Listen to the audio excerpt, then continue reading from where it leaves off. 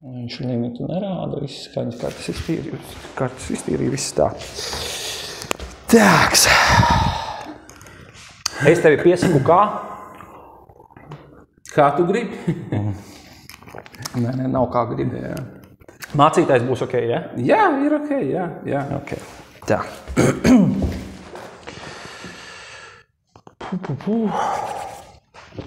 Sākums parasti ir nekristīgs. Hardcore rock'n'roll. Tas tā ir ķipa firmas zīme.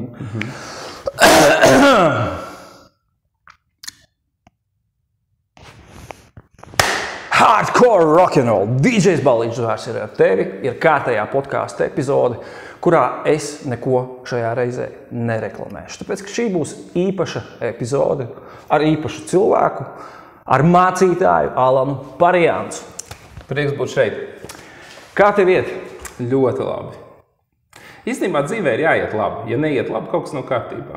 Dievs grib, lai mums visiem iet labi. Un tā ir tā galvenā ideja arī dzīvē. Mēs visi gribam, lai mums labi iet, vai ne? Bieži vien mēs nezinām, kā var panākt to, lai labi iet, bet es domāju, ka šajā raidījumā mēs parunāsim par šīm tēmām. Būvēsim to stāstu palēnām, pamazām. Ir kārtējā epizode, jāsaka, ko es filmēju Siguldā. Tu esi siguldietis? Jā. Dzimis audzis Siguldietis? Nē, es esmu dzimis Rīgā un es esmu pēdējos gadus apmēram 8 plus mīnus esmu pa Siguldu. Jā. Kā tev patīk Sigulda? Labākā pilsēta, kur dzīvo. Vai ne? Nu, jā. Es esmu pusotru gadu ar vienu kāju šeit arī absolūti iemīlēšu šo vietu.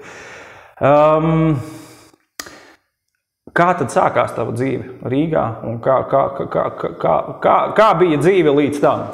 Jā, zini, kā dzīve bija ļoti laba. Standarts, viss kā jau pēcpadomju bērnam, jā, teiksim, katru dienu ārā ar futbola bumbu, vasarā, ziemā ar hokeju nojām, un es domāju, mums tā bērnība, mūsu paudzē, plus mīnus visiem ir bijusi tāda aktīva, aizraujoša, bet viena lieta, ko es ļoti ātri pamanīju, bija tāda, ka man izšķīrās vecāki, piemēram, tā, man bija 6 gadi, plus mīnus 5-6 gadi, un es pamanīju, ka gandrīz vai nav tādas foršas labas ģimenes nevienas apkārt, ko es pazītu. Praktiski vai nu visi bija šķiršies, vai arī dzīvoja kopā, bet, mīlestību tur neredzēja kaut kā. Ja? Un es atceros kā bērns, ka es to redzēju, un man vienmēr bija tā sajūta, kāpēc es filmās redzu, amerikāņu filmās, to foršo scenāriju, ja? Ka cilvēki ir apprecējušies, un viņiem ir forša ģimene un suns pie kamīna guļ. Ja? Dzīvē nav tās situācijas. Un man gribējās, lai būtu tāda forša, laba dzīve, bet es laiku redzēju, ka ir šķēršļi kaut kādi. Un tad es paliku bišķiņ vecāks, un es sapratu, ka es ieraudzīju, ka cilvēki strādā, piemēram. Un man tas likās diezgan aizdomīgs pasākums. Un tas izklausās varbūt dīvaini, ja? Bet es reāli kā bērns, es sapratu, ka klausies tai vietā, lai viņi, kā es teiktu, to bumbu spēlēt, dzenāt, ja, tur dienu, ja? Es saprotu, bet viņi iet uz darbu, un viņi nāk mājās piekusuši, un tad viņi ir noguruši, un tad viņi atkal ceļās, un es domāju, tiešām tā ir dzīve. Un reāli tāda ir dzīve, ka tu celies, ej uz darbu, nāc mājās piekusi, un īstumā dzīvo, lai strādātu, ja? Pelni, lai varētu strādāt, teiksim. Un es sapratu, es teicu, es negribu šito te. Reāli negribu, es gribu kaut ko citu, es gribu kaut kādu alternatīvu. Alternatīva man ir sanākusi tāda, ka es īstenībā nevienu dienu dzīvē neesmu ne uz vienu nostrādājis līdz šai dienai. Bet tas ir tāpēc, ka es sāku par to domāt jau tajā laikā. Ja? Un tad bija tā, ka es sāku domāt, kā var dabūt šo dzīvi, ko ir vērts dzīvot. Nevis eksistence, bet reāla dzīve. Tu saproti, ko es domāju? Ir cilvēki, kas eksistē. Un ir cilvēki, kas dzīvo. Un es sapratu, es negribu eksistēt, es gribu dzīvot. Un viena no lietām, ko es sapratu, ir tāda, ka es sāku vērot, kas vispār notiek riņķī apkārt, un es sapratu, nevar būt, ka šis viss ir tā radies un no kaut kādas brādziena. Ja? Ir cilvēki, kam ļoti gribās domāt, ka viņi ir no mērkaķa, viņi varbūt saskata sev līdzību kaut kādu. Es nesaskatīju personīgi, ja? Es nevarēju pieņemt to teoriju. Un es sapratu, ka ir jābūt radītājam. Ir jābūt kādam, kas to visu ir radījis, kas to ir uztaisījis. Un es ticēju, ka ir Dievs. Es nemācēju viņu noformulēt. Teiksim tā, es nemācēju saprast, kas viņš ir, kāds viņš ir, bet es zināju, ka ir kaut kas, vienalga kosmiskā enerģija. Tajā laikā es nemācēju to īstā. Es sapratu, Dievs, ir jābūt Dievam. Un par cik viņš ir, tad man ienāca prātā ideja, būtu baigi labi viņu iepazīt. Jo man bija grūti nocēt, ja Dievs ir radījis visu, ko mēs šeit redzam, katru ziedlapiņu, katru puķi, tevi, mani, gaisu, ko mēs elpojam. Man bija grūti nocēt, ka viņš ir tik distants un nepieejams, ka viņi nevarētu izveidot kaut kādas attiecības. Es sāku vienkārši domāt, kā dzīvot, ko darīt. Un, zini, kā mums ir visiem savu priekšstati, vai ne? Piemēram, kristietība priekš manis, jo es šodien esmu mācītājs un kristietis. Bet es nekad nebiju plānojis, ka es būtu mācītājs. Es nebiju plānojis būt par mācītāju. Jo kristietība manā skatījumā, es kā tagad atceros vēl paaugos bišķiņu, sāku redzēt to, ko šodien sauc par reliģiju. Ja? Kas ir reliģija? Reliģija ir ideju apvienojums, kas ir pareizi, kas it kā ir Dievam vajadzīgs. Un tad daudz kristieši viņi sekot reliģiju kaut kādiem likumiem un principiem. Un es tādus redzēju dažus, un es redzēju, ka viņu dzīve ir īstenībā tāpat viena eksistence. Un ka bieži vien viņu dzīve ir pat vēl trakāka, jo viņi runā par kaut kādu tur Dievu, kuram nekas nepatīk. Atvainu pārtrauc, bet tagad cilvēks skatās otru pusi, kā saka, ekrānām, un viņš domā, kā tu runā par Dievu, ka ir tā eksistenciālā cīņa, katru dienu ir šīs te rūpes, un kur tajā vietā, lai vēl atrod vietu Dievam? Tas ir tas moments. Tas ir tik ļoti svarīgs moments, tāpēc, ka tās rūpes, kas ir ikdienā, ir saistītas ar to, ka cilvēks nepazīst Dievu. Viņam nav Dieva spēka viņa dzīvē, viņam nav dievišķo pārdabisko risinājumu. Līdz ar to viss, kas viņam ir palicis viņa personīgais prāts, kādā līmenī katrs ir. Ja? Un tas nav domāts pazemojuši, tas ir faktu konstatācija. Es teiksim pats par sevi saku, ja es būtu zinājis, kā atrast laimi, es līdz par šiem gadiem jau būtu to izdarījis. Un ja es to neesmu izdarījis pa 20 gadiem kaut kādiem savas dzīves, kurš ir teicis, ka es nākošajos 20 to dabūšu. Ja? Un tāpēc to domu vienkārši ātrāk noslēdzot par to manu ceļu, kas es vispār esmu un ko. Man likās, ka kristietība, es tā jauns cilvēks būdams tajā laikā, es tā sapratu, viņa ir tāda, es teicu, tā ir tāds izdomājums vāja rakstura cilvēkiem, kas paši neko dzīvē sasniegt nevar. Un tad viņiem ir tā ideja par Dievu, debesīs, kas ir tagad viņš nekā tev nevar palīdzēt reāli, bet to vienu dienu, kad tu būsi debesīs, ja, tad tev būs zelta ārfa rokās un mākonītes un viss forši. Un es domāju, kas tas, man tas nedēļ, tāpēc, ka es kā plus mīnus 18, 19, 20 gadu toreiz, es sapratu, es gribu dzīvot reāli dzīvi, es gribu dzīvot piepildīt dzīvi. Man nedara sapnis pēc 70, 80 gadiem, kad es nonākšu debesīs. Ja. Divas ātras piezīmes. Īsnībā es uzskatu, ka nevis vājš cilvēks, bet tieši pretēji jābūt gudram un stipram cilvēkam, lai ticētu Dievam. Un tas, ko tu teici, ka kaut kādā nākamajā dzīvē, ko pats droši vien doma pateiks, ka tie visi apsolījumi arī priekš šīs dzīves jau. Bet es jau to nezināju toreiz. Es jau tev stāstu par to, ka es meklēju. Jā. Es ticēju, ka ir Dievs, bet man neviens nemācēja pastāstīt, kāds viņš ir. Un, tie kristieši, ko es redzēju ļoti limitēti, es neredzēju īstus ticīgos. Es redzēju cilvēkus, kas apmeklē baznīcu, bet viņi nebija īsti ticīgie. Un tāpēc, uz viņus vērojot, man radās tas priekšstats, ka es redzēju, ka viņi strīdās savā ģimenē, es redzēju, ka viņiem nav naudas, es redzēju, ka viņi ir īstenībā nav laimīgi. Visu kopā saņemot, viņi nav laimīgi. Un es sapratu, klausies, es arī bez Dieva varu būt tikpat nelaimīgs. Un citi cilvēki bez Dieva tikpat nelaimīgi. Un tāpēc es baigi aizrāvos ar to, ka es sapratu, es meklēšu Dievu, bet noteikti tā nav kristietība. Un es sāku meklēt, un es atradu tādu interesantu lietu, kas man toreiz likās ļoti aizraujoša, kā ezotērika, vēdas, austrumu reliģijas. Ja? Jo, Bībelē ir superīga vieta, ir teikts, ka tas, kas meklēs, tas atradīs.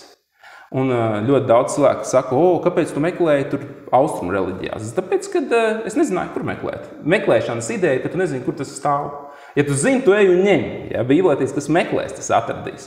Un es sāku meklēt, varbūt nepareizajās vietās, bet kāpēc vispār tās bija austrumu reliģijas ezoterika tāds apvienojums? Jo tur ir ļoti tāds skaists likumu saraksts, kas tev ir jādara, kas ir Dievam patīkami. Es neanalizēšu visu, ko un kāpēc, bet, piemēram, tur celties pirms saulēkta, sēdēt stundu dienā lotosā, neēst gaļu. Viss tās, man bija tāds saraksts, kur es sapratu reāli, šitas ir jādara. Es to varu, piemēram, tur barot bezpajumtniekus katru dienu. Katru cilvēku, ko tu redzi, iztēloties, ka tu viņu svētī, tu viņu iepriecini. Foršs saraksts ritīgi. Un es ar šito te ņēmos, mēs īstenībā toreiz dzīvojam ar manu papu kopā. Katru dienu barojām bezpajumtniekus, tur darījām visus tos labos darbus pēdiņās lieku. Ja? Bet es piefiksēju vienu baigi interesanto lietu. Es piefiksēju, ka dzīves kvalitāte it kā paceļās, Bet viena lieta, kas paaugstinās vēl, ir iedomība un augstprātība. Un es nevarēju saprast, es baigi gribēju tikt no tā vaļā. Un es pilnīgi atceros, ka es satieku kaut kādus savus draugus vecos. Tur pagalmā viņi sēž, man tur 20 varbūt gadi kaut kādi, ja, viņi sēž pagalmā, aliņus dzer. Un es tā eju garām un es pie sevis domāju, kamēr jūs aliņus dzerat, es cilvēkiem palīdzu. Un es to nodomāju, un man pašam pilnīgi slikti paliek no tās domas, jo es gribu atiet prom no tās domas, bet es jūtu, kā viņi te ir. Es, protams, to skaļi neizsaku, bet man iekšā ir tāds arī tukšums, it kā es daru kaut ko labu, un iekšā, bet tā vēl nav tā dzīve, ko es gribēju. Un īstenībā tā daudz dzīvo, kas no malas viņi faktiski dzīvo. Man ir, teiksim, arī viens tūs cilvēks, pat radinieks, kurš principā atbilst visiem kristiešu kritērijiem, tikai viens mazs sīkums. Ja? Viņam pietrūkst tā Dieva miera, viņš nav pieņēmis Jēzus kā glābēju. Jā, un tieši tu atbildēji, tas ir atslēgas moments, jo redz, kas ir, tu vari darīt visas lietas, cik vien tu labi gribi, bet tev ir vajadzīgs glābējs. Tev ir vajadzīgs kāds, kas tev izrāda. Redzi, tas ir tāds ļoti, ļoti plašs moments, kāpēc. Ja mēs to pavisam īsi gribam pateikt, tad pasaule sākotnēji ir grimusi ļaunumā. Ir dabīgā pasaules plūsma, kas ir negatīva un naidīga cilvēkam. Man būtu ļoti dziļi jāstāsta Bībeles pamatu, ko es šodien nedarīšu, šis nav šis raidījums, es domāju. Bet realitātē katrs cilvēks piedzimst zem šīs pasaules negatīvās plūsmas, ko es saucu par lāstu. Bībele to sauc par lāstu. Un cilvēki reizēm varbūt dzird vārdu lāsts, kas nav pieraduši pie šīm terminoloģijām. Viņi nesaprot, viņi domā, kas tas ir, kā tantiņu uzlikusi vai kas. Es domāju, skatīsies arī kristieši, kurā vietā ir minēts lāsts tieši vecajā jaunajā derībā. Viņš iet viss cauri. Jau faktiski no ēdienas dārza, kur... Jā, viņš sākās ēdienas dārzā. Viņš sākās līdz ar cilvēku īstenībā cilvēka pirmais grēks, ja tā var teikt, bija vēlme nodrošināt savas vajadzības ārpus Dieva gribas un ārpus Dieva. Un lāsta rezultātā, lāsts nav tas, ka tur, es saku, tantiņa ir uzlikusi. Lāsts ir principā, ka tev ir vislabākās idejas, labākie nodomi, bet tev vienkārši caur pirkstiem izslīd tās lietas. Un tu nesaproti, kāpēc. Tu gribi labu ģimeni, bet nesanāk. Ja? Un it kā tu gribi, tev ir kaut kāda biznesa ideja forša, un reāli viņa ir laba, un mērķi ir labi, un tu gribi tur kaut ko palīdzēt kādam. Un vienkārši tas viss brūk nost, un tu nesaproti, kas tas ir, un liekas, tā kā tāda siena neredzama ir pretī. Ja? Un tā ir tā situācija, kas ir šajā pasaulē. Ir cilvēki, kas māk periodiski izlausties cauri šīm sienām, arī bez Dieva. Jo ir cilvēki, kas ir veiksmīgi bez Dieva, bet ir viena nianse. Mums ir jānodefinē, kas ir veiksme. Ja? Jo, ja mēs runājam par finansēm, cilvēks var būt finansiāli veiksmīgs, bet viņam ģimene jūk ārā. Vai viņam vispār nav. Zini, es viņu nesaukšu par veiksmīgu. Tu esi pamanījis, kā mēs runājam. Ja cilvēks ir saslimis, piemēram, kā mēdz teikt, nabaks, nabadzīņš. Klausies, varbūt viņš ir miljardieris. Kāds sakars ar nabadzību? Vai ir cilvēkam ģimene jūk ārā? Ja, teiksim, nabaga cilvēks. Iespējams, ka viņam personīgās finanses tikai pieaugs, piemēram. Nav teikts, ka viņš ir nabaga cilvēks. Tam nav ar finansēm sakars. Bet redz, mēs nabadzību redzam nevis vienkārši kā finansiāli, mēs viņu redzam kā trūkumu jebkurā dzīves sfērā. Un tāpēc ir cilvēki, kas bez Dieva var sasniegt, piemēram, kā es saku, finansiālu labklājību. Bet ja viņš ir tukšs savā būtībā, varbūt neviens to nezina, bet viņš iet gulēt naktī, un naktī guļot, viņš saprot, ko es daru šeit, kas notiek. Viņš kaut kādas tabletes spiests cēst, lai gulētu. Zini, tā nav bagātība. Tas vēl labākais scenārijs tabletes. Jā, tā nav bagātība un tā nav veiksme. Un īstenībā, ja mēs runājam par naudu pašu par sevi bez Dieva, jo kāpēc es vispār runāju par naudu tik daudz, jo ir tik daudz cilvēku, kas domā, ka nauda atrisinās viņu problēmas. Tad cilvēki, kas ir piedzīvojuši, kas ir nauda, viņiem ir vēl grūtāks stāvoklis, tāpēc, ka viņi saprot, ka tā nauda nav palīdzējusi. Un īstenībā nauda ir tā, kas tev ļauj justies komfortabli, kamēr tu jūties nožēlojami. Tā ir vienīgā atšķirība. Ja? Tāpēc tas nav risinājums. Risinājums ir Dievs. Un es domāju, jo ātrāk cilvēks saprot to, jo ātrāk viņam ir iespēja sākt reāli dzīvot dzīvi, ko ir vērts dzīvot, ko ir prieks dzīvot, ko var baudīt. Es gribu pateikt, tu vari baudīt katru dienu. Tev nav jābauda mirkļi, kuros tu esi kaut ko izdarījis un šodien, man šodien ir augļi no tā, ko es esmu gadu strādājis, projekts kaut kāds īstenots. Nē, tu vari baudīt šo dienu, tu vari baudīt šo sekundi, šo mirkli, elpas vilcienu, kas tev ir. Tu vari baudīt sarunu ar cilvēku. Un es ticu, ka tieši tas ir tas, ko Dievs mums ir paredzējis, un katram no mums, un piedāvām tā nav lieta, kas ir smagi jānopelna, bet tas ir dabīgs stāvoklis, ko Dievs savam mīļotajam bērnam ir paredzējis. Es arī gribu kaut ko pateikt, ja, atbildot kaut kādā ziņā uz to jautājumu, ko es tev uzdevu, kam es pats personīgi šobrīd eju cauri, arī ir tāds garīgi grūts moments dzīvē, tieši garīgi. Un katra diena, ko es nodzīvoju bez Dieva apziņas, bez lūkšanas, bez lasītas Bībeles, viņa ir faktiski tukša. Viņa ir tumša, pelēka, tukša, un ir tieši tas jautājums, ko tu te tā kā dari, ja? Un tas mans jautājums tev bija, kāpēc cilvēkam vēl būtu vajadzīgs tāda lieta kā Dievs, ja viņam, piemēram, viss jau ir, un viņš jau dzīvo pēc visiem ētikas standartiem, tas ir tas miers dvēselē, ka šī dzīve ir kaut kas vērts, ka tu viņu spēj baudīt vienalga, vai tev ir vai nav kaut kādas lietas, vienalga ģimene, nauda, vēl kaut kas, ja? Ka Dievs, kā viņš teica, es jums savu mieru dodu, vai ne? Nu, tā ir viena no mana šā brīža, teiksim, atbildēm pašam uz to. Nu, redzi, es pats, piemēram, neesmu nācis no salauztas vides. Paskaidrošu, ko es ar to domāju. Protams, viņi bija salauzti, bet no malas, teiksim tā, mani cilvēki, kas man bija apkārt, reizēm mēdz teikt, Alan, tu laikam esi viens no laimīgākajiem cilvēkiem. Un tas ir tad, kad es nepazinu Dievu. Tas ir tad, kad es nebiju pieņēmis Jēzu par savu kungu un glābēju. Un tas bija tas viss trakākais, jo es pie sevis domāju, tāpēc, kad man bija, principā man viss bija. Nu, tiešām man bija tāda kā laimīga dzīve. Bet tad, kad viņi teica, ka tu esi viens no laimīgākajiem cilvēkiem, tas īstenībā bija kā sitiens, jo es zināju savu iekšējo pasauli. Es zināju savu... Zini kā, es biju tik forši pieradis pie maskas, ko es esmu uzvilcis. Un tā ilūzija, kuru es mēģināju noturēt, viņa man beidza nost iekšēji, un neviens jau to nezināja. Kas tā bija par masku? Tā veiksminieks, priecīgs, spēcīgs, viss man tas jau tu biji jau kristietis? Vai? Nē, es vēl nebiju pieņēmis Jēzu, bet es saprotu, kas ir. Es biju uzvilcis šo masku, un jā, man arī ļāva apstāties. Bet sabiedrība to pieprasa. Jā, protams. Un ja tu tāds neesi, tev ir jābūt pirmajam, tev ir jābūt labākajam, jā, un tas ir tāds dziļš stāsts. Es domāju, ka ļoti daudz, īstenībā es domāju, ka ir tādas divas cilvēku galvenokārt kategorijas. Viena ir tie, kuri vienmēr ir domājuši, es būšu tas veiksminieks, es esmu, un ir citi, kuri domā, es nekad viņš nevarēšu būt. Un šīs ir divas cilvēku kategorijas. Bet vajag? Realitāte ir tāda, ja? Es saku, tad, kad tu esi tas veiksminieks it kā, citu cilvēku acīs, tu zini, cik ļoti tu esi tukšs. Tad, kad tu esi starp tiem neveiksmniekiem, tu ļoti labi zini, cik tu esi tukšs. Neviens, ne otrs nav risinājums. Risinājums ir ļaut Dievam noteikt to, kas tad tu esi. Tad kā tad būt laimīgam? Jā, skaties uzmanīgi. Tātad es reāli uzskatu, ka es šodien, ja agrāk pa mani mēdz kāds teikt, tu esi laikam viens no laimīgākajiem, šodien es varu pateikt, es esmu viens no laimīgākajiem cilvēkiem pasaulē. Kāpēc? Tāpēc, ka es zinu vienu. Es zinu, kas es esmu. Es zinu, kāda ir mana identitāte. Zinu, šodien tā ir viena no lielākajām problēmām. Cilvēki nezina, kāda ir viņa identitāte. Viņi nezina, kāds ir viņu aicinājums šajā dzīvē. Viņi nezina, ko darīt, kāpēc darīt, kur būt. Bet es zinu, kas es esmu. Es esmu Dieva mīļotais bērns. Nevis tāpēc, ka es būtu labs vai sasniedzis vai nopelnījis, bet tāpēc, ka Dievs ir pateicis, es esmu tavs mīlošais tēvs, un ja tu pieņemsi Jēzu par savu kungu un glābēju, tu esi ģimenē. Tagad skaties, kas notiek, kad tu ienāc ģimenē, Dievs ir labs tēvs, piemēram, man ir 3 bērni pašam, ja? Es gribu domāt, ka esmu labs tēvs. Tas nozīmē, ka mani bērni vienmēr ir gaidīti. Viņi vienmēr saņems atbalstu, emocionālu, fizisku, nodrošinājumu, mieru, prieku. Viņiem būs prieks būt kopā ar mani. Ja? Dievs ir vislabākais tēvs. Dievs vienmēr grib, lai viņa bērniem ir attiecības ar viņu. Viņš grib, lai viņa bērni jūtas drošībā, jūtas aizsargāti, pasargāti. Citiem vārdiem sakot, es neesmu izrauts no šīs pasaules, bet man ir pārdabisks Dieva valstības nodrošinājums šajā pasaulē.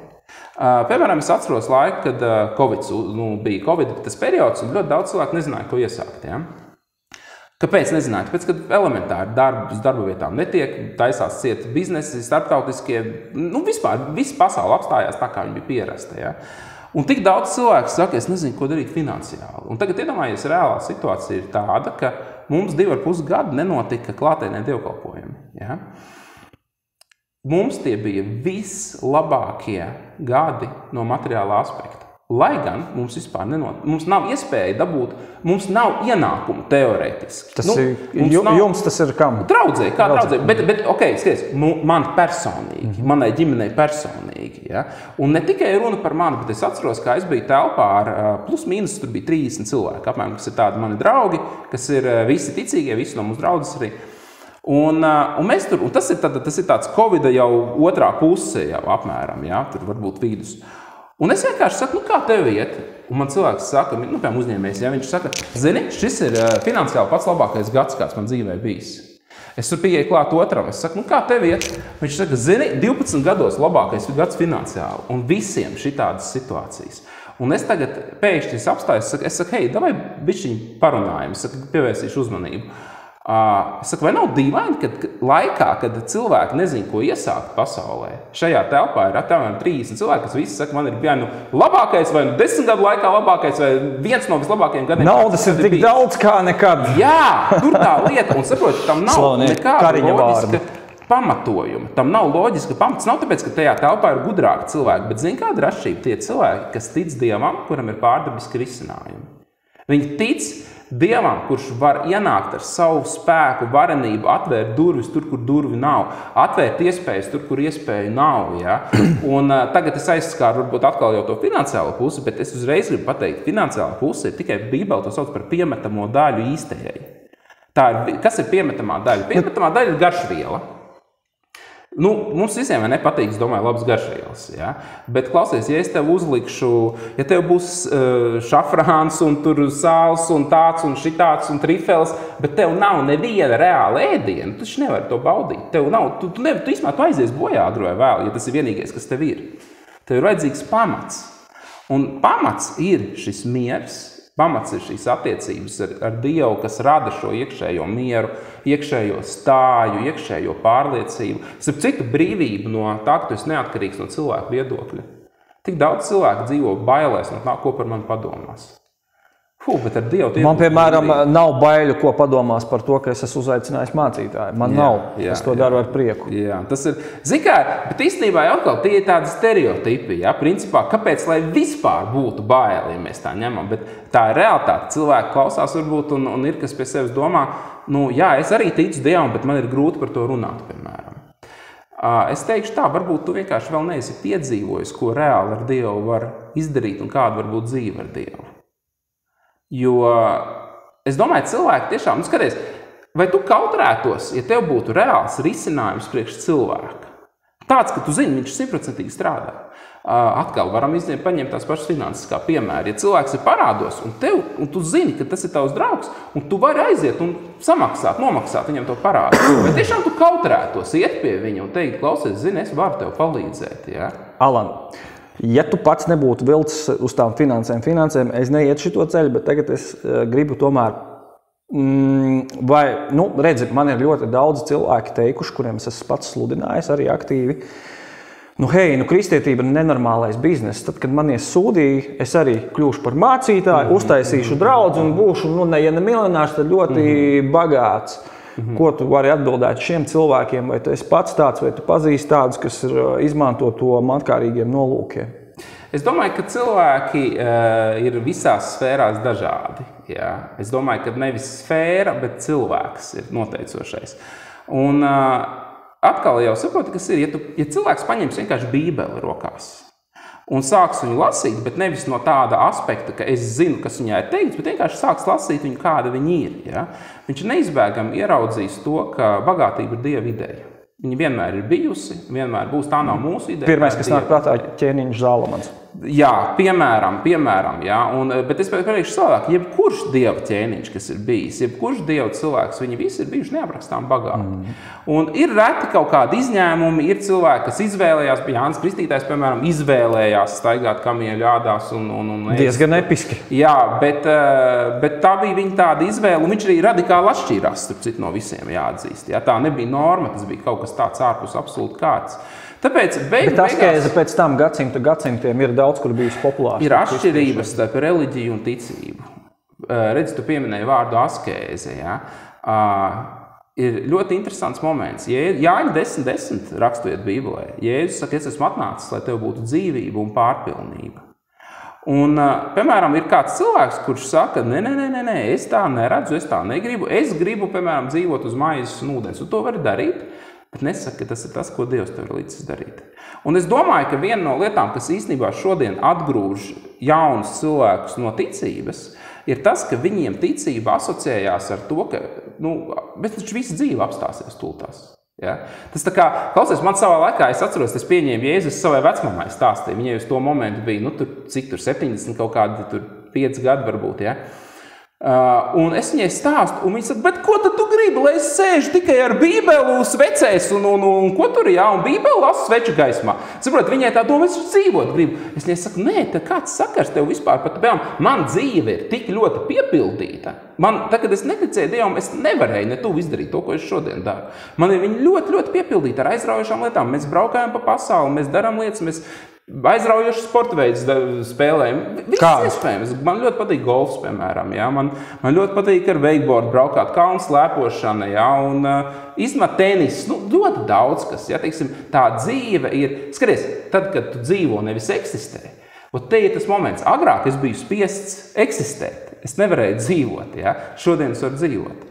Un tā ideja jau atkal ir tā, ka mēs esam Dieva mīļotie bērni, un jebkurš tēvs grib savam bērnam labāko. Ja tev ir, piemēram, cilvēki, kam ir bērni, jūs taču noteikti gribat saviem bērniem vislabāko. Bet bieži vien mums ir limitācijas, mēs nevaram viņam iedot. Dievam nav šo limitāciju. Īstenībā Dievam ir limitācija viena, tā ir mūsu personīgā ticība. Ja mēs neticam Dievam un viņa labestībai, tad viņa labestība ir limitēta mūsu dzīvē. Un te ir tā atbilde tiem cilvēkiem, kā tu saki, ja, ka ir tik daudz kristieši, kam ir problēmas, viņi tic, ka tā ir jābūt. Viņi baidās no kaut kādām svētībām ļoti bieži. Bībele it kā ir viena patiesība, bet viņa ir ļoti pretrunīga patiesībā vietām, jo arī Jēzus tomēr saka, tu par to pārpilnības pārlasīšu noteikti. Jāņa 10, jā. Tikpat labi Jēzus saka, ņem savu krustu un seko man. Jā. Arī taču svētie raksti. Arī. Jā, bet redzi, šīs ir lietas, ko cilvēki, pirmkārt, es esmu pārliecināts, ka cilvēks lasīs Bībeli, viņš nezina, kas tas tāds ir, ņem savu krustu un seko man, un es esmu pārliecināts, ka tie, kas lasa Bībeli, daudz arī nezina, kas tas tāds ir, jo viņš to pasaka, pirms viņš ir piesists krustā.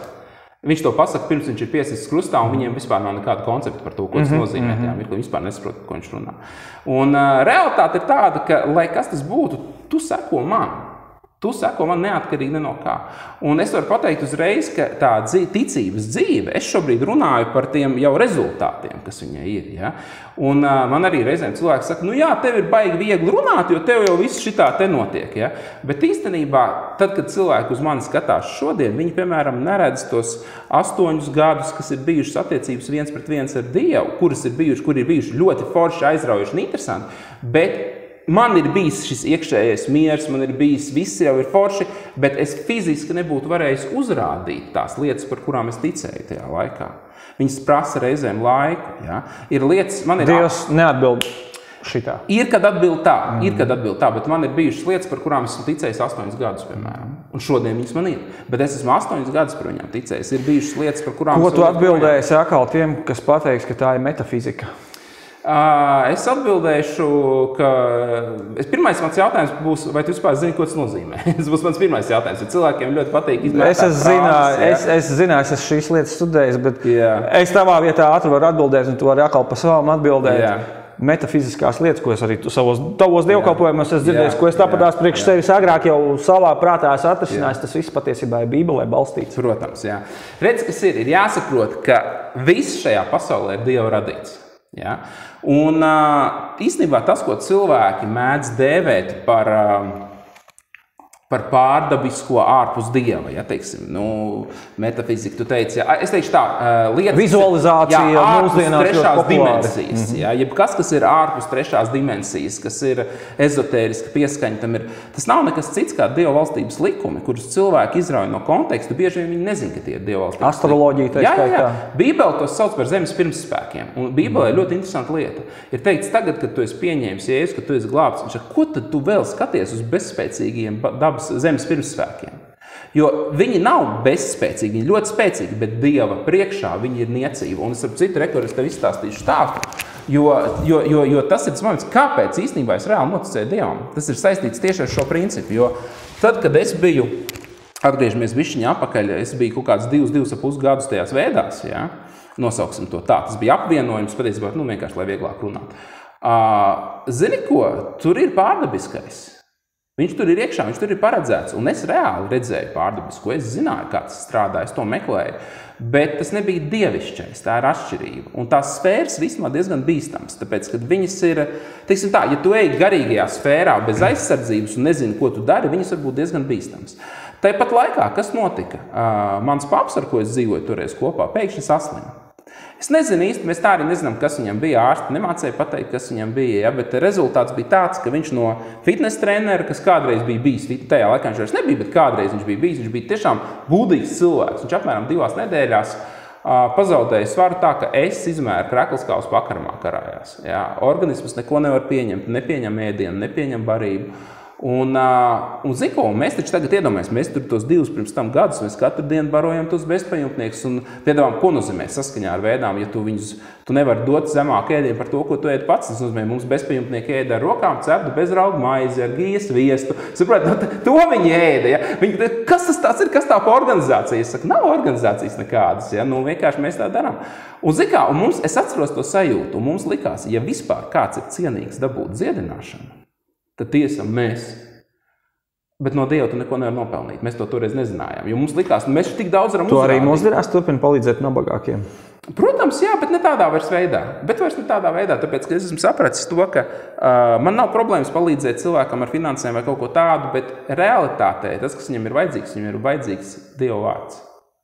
Viņam ir vajadzīgs Dieva vārds, tas ir tas, kas viņu izmainīs. Tas ir tas, kas viņu pārcels no šī stāvokļa zem lāsta uz stāvokli, kas ir svētībā. Tālāk viņš, protams, ir domāšanas atjaunošana ļoti svarīga. Bet atgriežoties pie tā stāsta, kas notika? Notika tā, ka iet nedēļas, iet mēneši, un man papam paliek sliktāk un sliktāk. Viņš vienkārši mirst tāds priekšā nost. Un reāli viss, ko ēda organisms atgrūž, ja, teiksim. Un mēs taču lūdzām, prasījām, meklējām. Visu iespējamo, ko darījām, un nav rezultātu. Vienīgais, kas ir sliktāk paliek. Un tad reāli es nezinu, cik pagāja. Man tagad laiks ir tā grūti spriest, varbūt kaut kāds pusgads pagāja tajā stāvoklī. Nezinu precīzi vairs. Un paps vienkārši tādā izmisuma stāvoklī, viņš jau man to atstāstīja. Viņš vienkārši sadzirdēja balsi iekšēji. Un balss viņam pateica, viņš sadzirdēja vārdu uzvārdu, Kenneths Copelands. Un dara ar to, ko grib, nekādu paskaidrojumu vairāk. Viņš piegāja pie kompjutera, ievadīja iekšā internetā, kas tāds ir, atrada mācītājs Amerikā viens, ja, viņam tur pilns ar video mājaslapā. Viens no video apmēram kaut kas tāds kā dziedināšana Jēzus vārdā. Noskatījās to video, un vecs ieraksts, vēl kaut kādi 11 gadi pirms tam vispār, tad saprot, redz, Dievs ir ārpus laika un telpas, ja. Un vecs ieraksts, un 20 minūtes mēs jau tad cik runājam, ja, es nezinu. Un ko vispār pateikt 20 minūtēs? Bet tas, ko tu pateici, ir tas, ka Dievs ir viens. Viņš ir viens visā pasaulē, nav neviena cita Dieva, bet pieeja pie viņa ir tikai vienīgi caur viņa dēlu Jēzu Kristu, kas ir nomiris pie krusta, kas ir augšām cēlies. Un šī pieeja aktivizējās caur tavu personīgo ticību. Skaties, tu nevari dabūt pieeju pie Dieva, nākot uz baznīcu vai paņemot bībeli rokās vai krustiņu nesēt. Tas viss ir vienalga, tu nevari to dabūt. Bet tad, kad tu nāc un saki, Jēzu, es atdodu savu dzīvi tev, tas ir moments, kurā tu piedzimst no jauna, tā to sauc Dieva vārds. Un tas ir tas, ko pateica tajā raidījumā. Teica, tev ir jāpieņem, tev ir jādod savu dzīvi Jēzum. Un tālāk ir apsolījums Bībelē ar Jēzus brūcēm, tu esi dziedināts. Respektīvi, mans paps tajā izmisuma stāvoklī vienkārši pie tā paša kompjutera pateica apmēram tā, viņš teica, Jēzus atdod savu dzīvi, tev paņem man dzīvi un izdara kaut ko ar viņu. Un saprot, viņš saņem dziedināšanu pie tā paša ieraksta momentāli. Tas ir notikums pirms 11 gadiem, kad mēs vēl nebijām kristīgi. Un šobrīd viss kārtībā. Dzīvo tepat, spēlē tenisu vairākas reizes nedēļās, veiks un vesels. Ja? Un tagad viņš man nāk pēc kaut kāda laika, un viņš saka, Dēliņ, es esmu dziedināts. Un zikā, un es vispār tāda frāze dziedināts, mēs neesam pieraduši pie tādām frāzēm, ja tā nav mūsu vide, vai ne? Es esmu vesels, es vēl varu saprast, bet dziedināts, ja? Kas tas tāds vispār ir? Un es tā uzmanīgi, es saku, no kas pa lieto, ko? Un viņš saka, tu zini, noskatījos video, viņš saka, Jēzus Kristus. Un es tev atzīšos, man nepatika viņa atbildi. Man reāli, jo zini, kas ir tas vārds? Man viss patika, izņemot vienu vārdu, Jēzus Kristus. Un šitas vārds man nepatika. Kāpēc? Jo viņš gāja pret visu manu pasaules redzējumu tā laika. Un es atceros, man šodien liekas, cik stulbam jābūt. Ja? Tev ir noticis brīnums, un es vēl cīnos viņam pretī. Ja? Un es tajā mirklī, es tāds, labi, man ir prieks par tevi, bet es tāds saku, es jau zinu savu ceļu, man jau ir ceļš, kāda jēga, tikko mēs pusgada gājām, to ceļš nestrādā. Rekur, Jēzus Kristus, par ko mēs neko nezinām, vienā mirklī šitā atrisina situācija, ja? Un es pat negribu neko dzirdēt vairāk. Bet zini, kā ir? Es vēl dzīvoju zem tā saucamā karmas likuma toreiz. Ja? Un karmas likumā ir viena tāda lieta, ka vecākiem ir jāklausa. Sabojāšu karmu, ja neklausīšu, un paps to ļoti labi zināja. Un viņš pēc pāris nedēļām man pateica tā dēliņa, es tev kā tēvs pasaku apsēdies un paklausies to raidījumu. Ja es neklausīšu karmu, sabojāšu. Paga, bet Bībelē viens no baušļiem, starp citu, ir arī tev. Jā, bet es jau biju tēvu un māti cienīt, lai tev labi dzīvē jā, klātos. Bet to viņš man nevarēja parādīt, tas man nebija arguments toreiz, bet karma man bija arguments, jā. Un es kā tagad atceros, es iesēdos tajā krēslā, lai demonstratīvi parādītu savu neapmierinātību, cik man tas nepatīk, paķēru soleni, bez skaņas, vismaz gāmas paspēlēšu kaut ko lietderīgu, viņš man atņēma ģitāru, viņš saka, klausies to raidījumu. Ja. Un es atceros, un es tā sēžu, šitā te vienkārši, labi, davai. Un zini, kas ir? Un vienkārši viņš ieslēdz to raidījumu, tur intro mūzika aiziet kaut kāda, ja, un tas pats Kenets Koukmans ar vēl vienu mācītāju Kreflo, un es tagad atceros, viņi par Dievu mīlestību runāja. Bet viņi vispār neko nepagūja pateikt. Kenets vienkārši pateica kaut ko tādu kā Praise God atvēl. Pirmā frāze, tā kā tev ir, kā tev bija, ja? Hard rock rock'n'roll for life, ja? Viņam bija Praise God! Un bum, man kaut kas sirdī, vienkārši es jūtu, kaut kas salūza. Tas vispār nebija intelektuālā līmenī, tāpēc, ka intelektuālā līmenī viņš nepateica vēl neko. Viņš vienkārši, tas bija garīgi.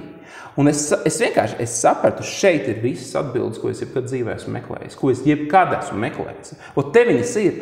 Un es vienkārši nokoncentrējos šitā, te noskatījos vienā elpas vilcienā to raidījumu, aizgāju uz savu istabu, ieslēdzu savu kompi, noskatījos to visu ciklu, kaut kādu nedēļu vai divas bija.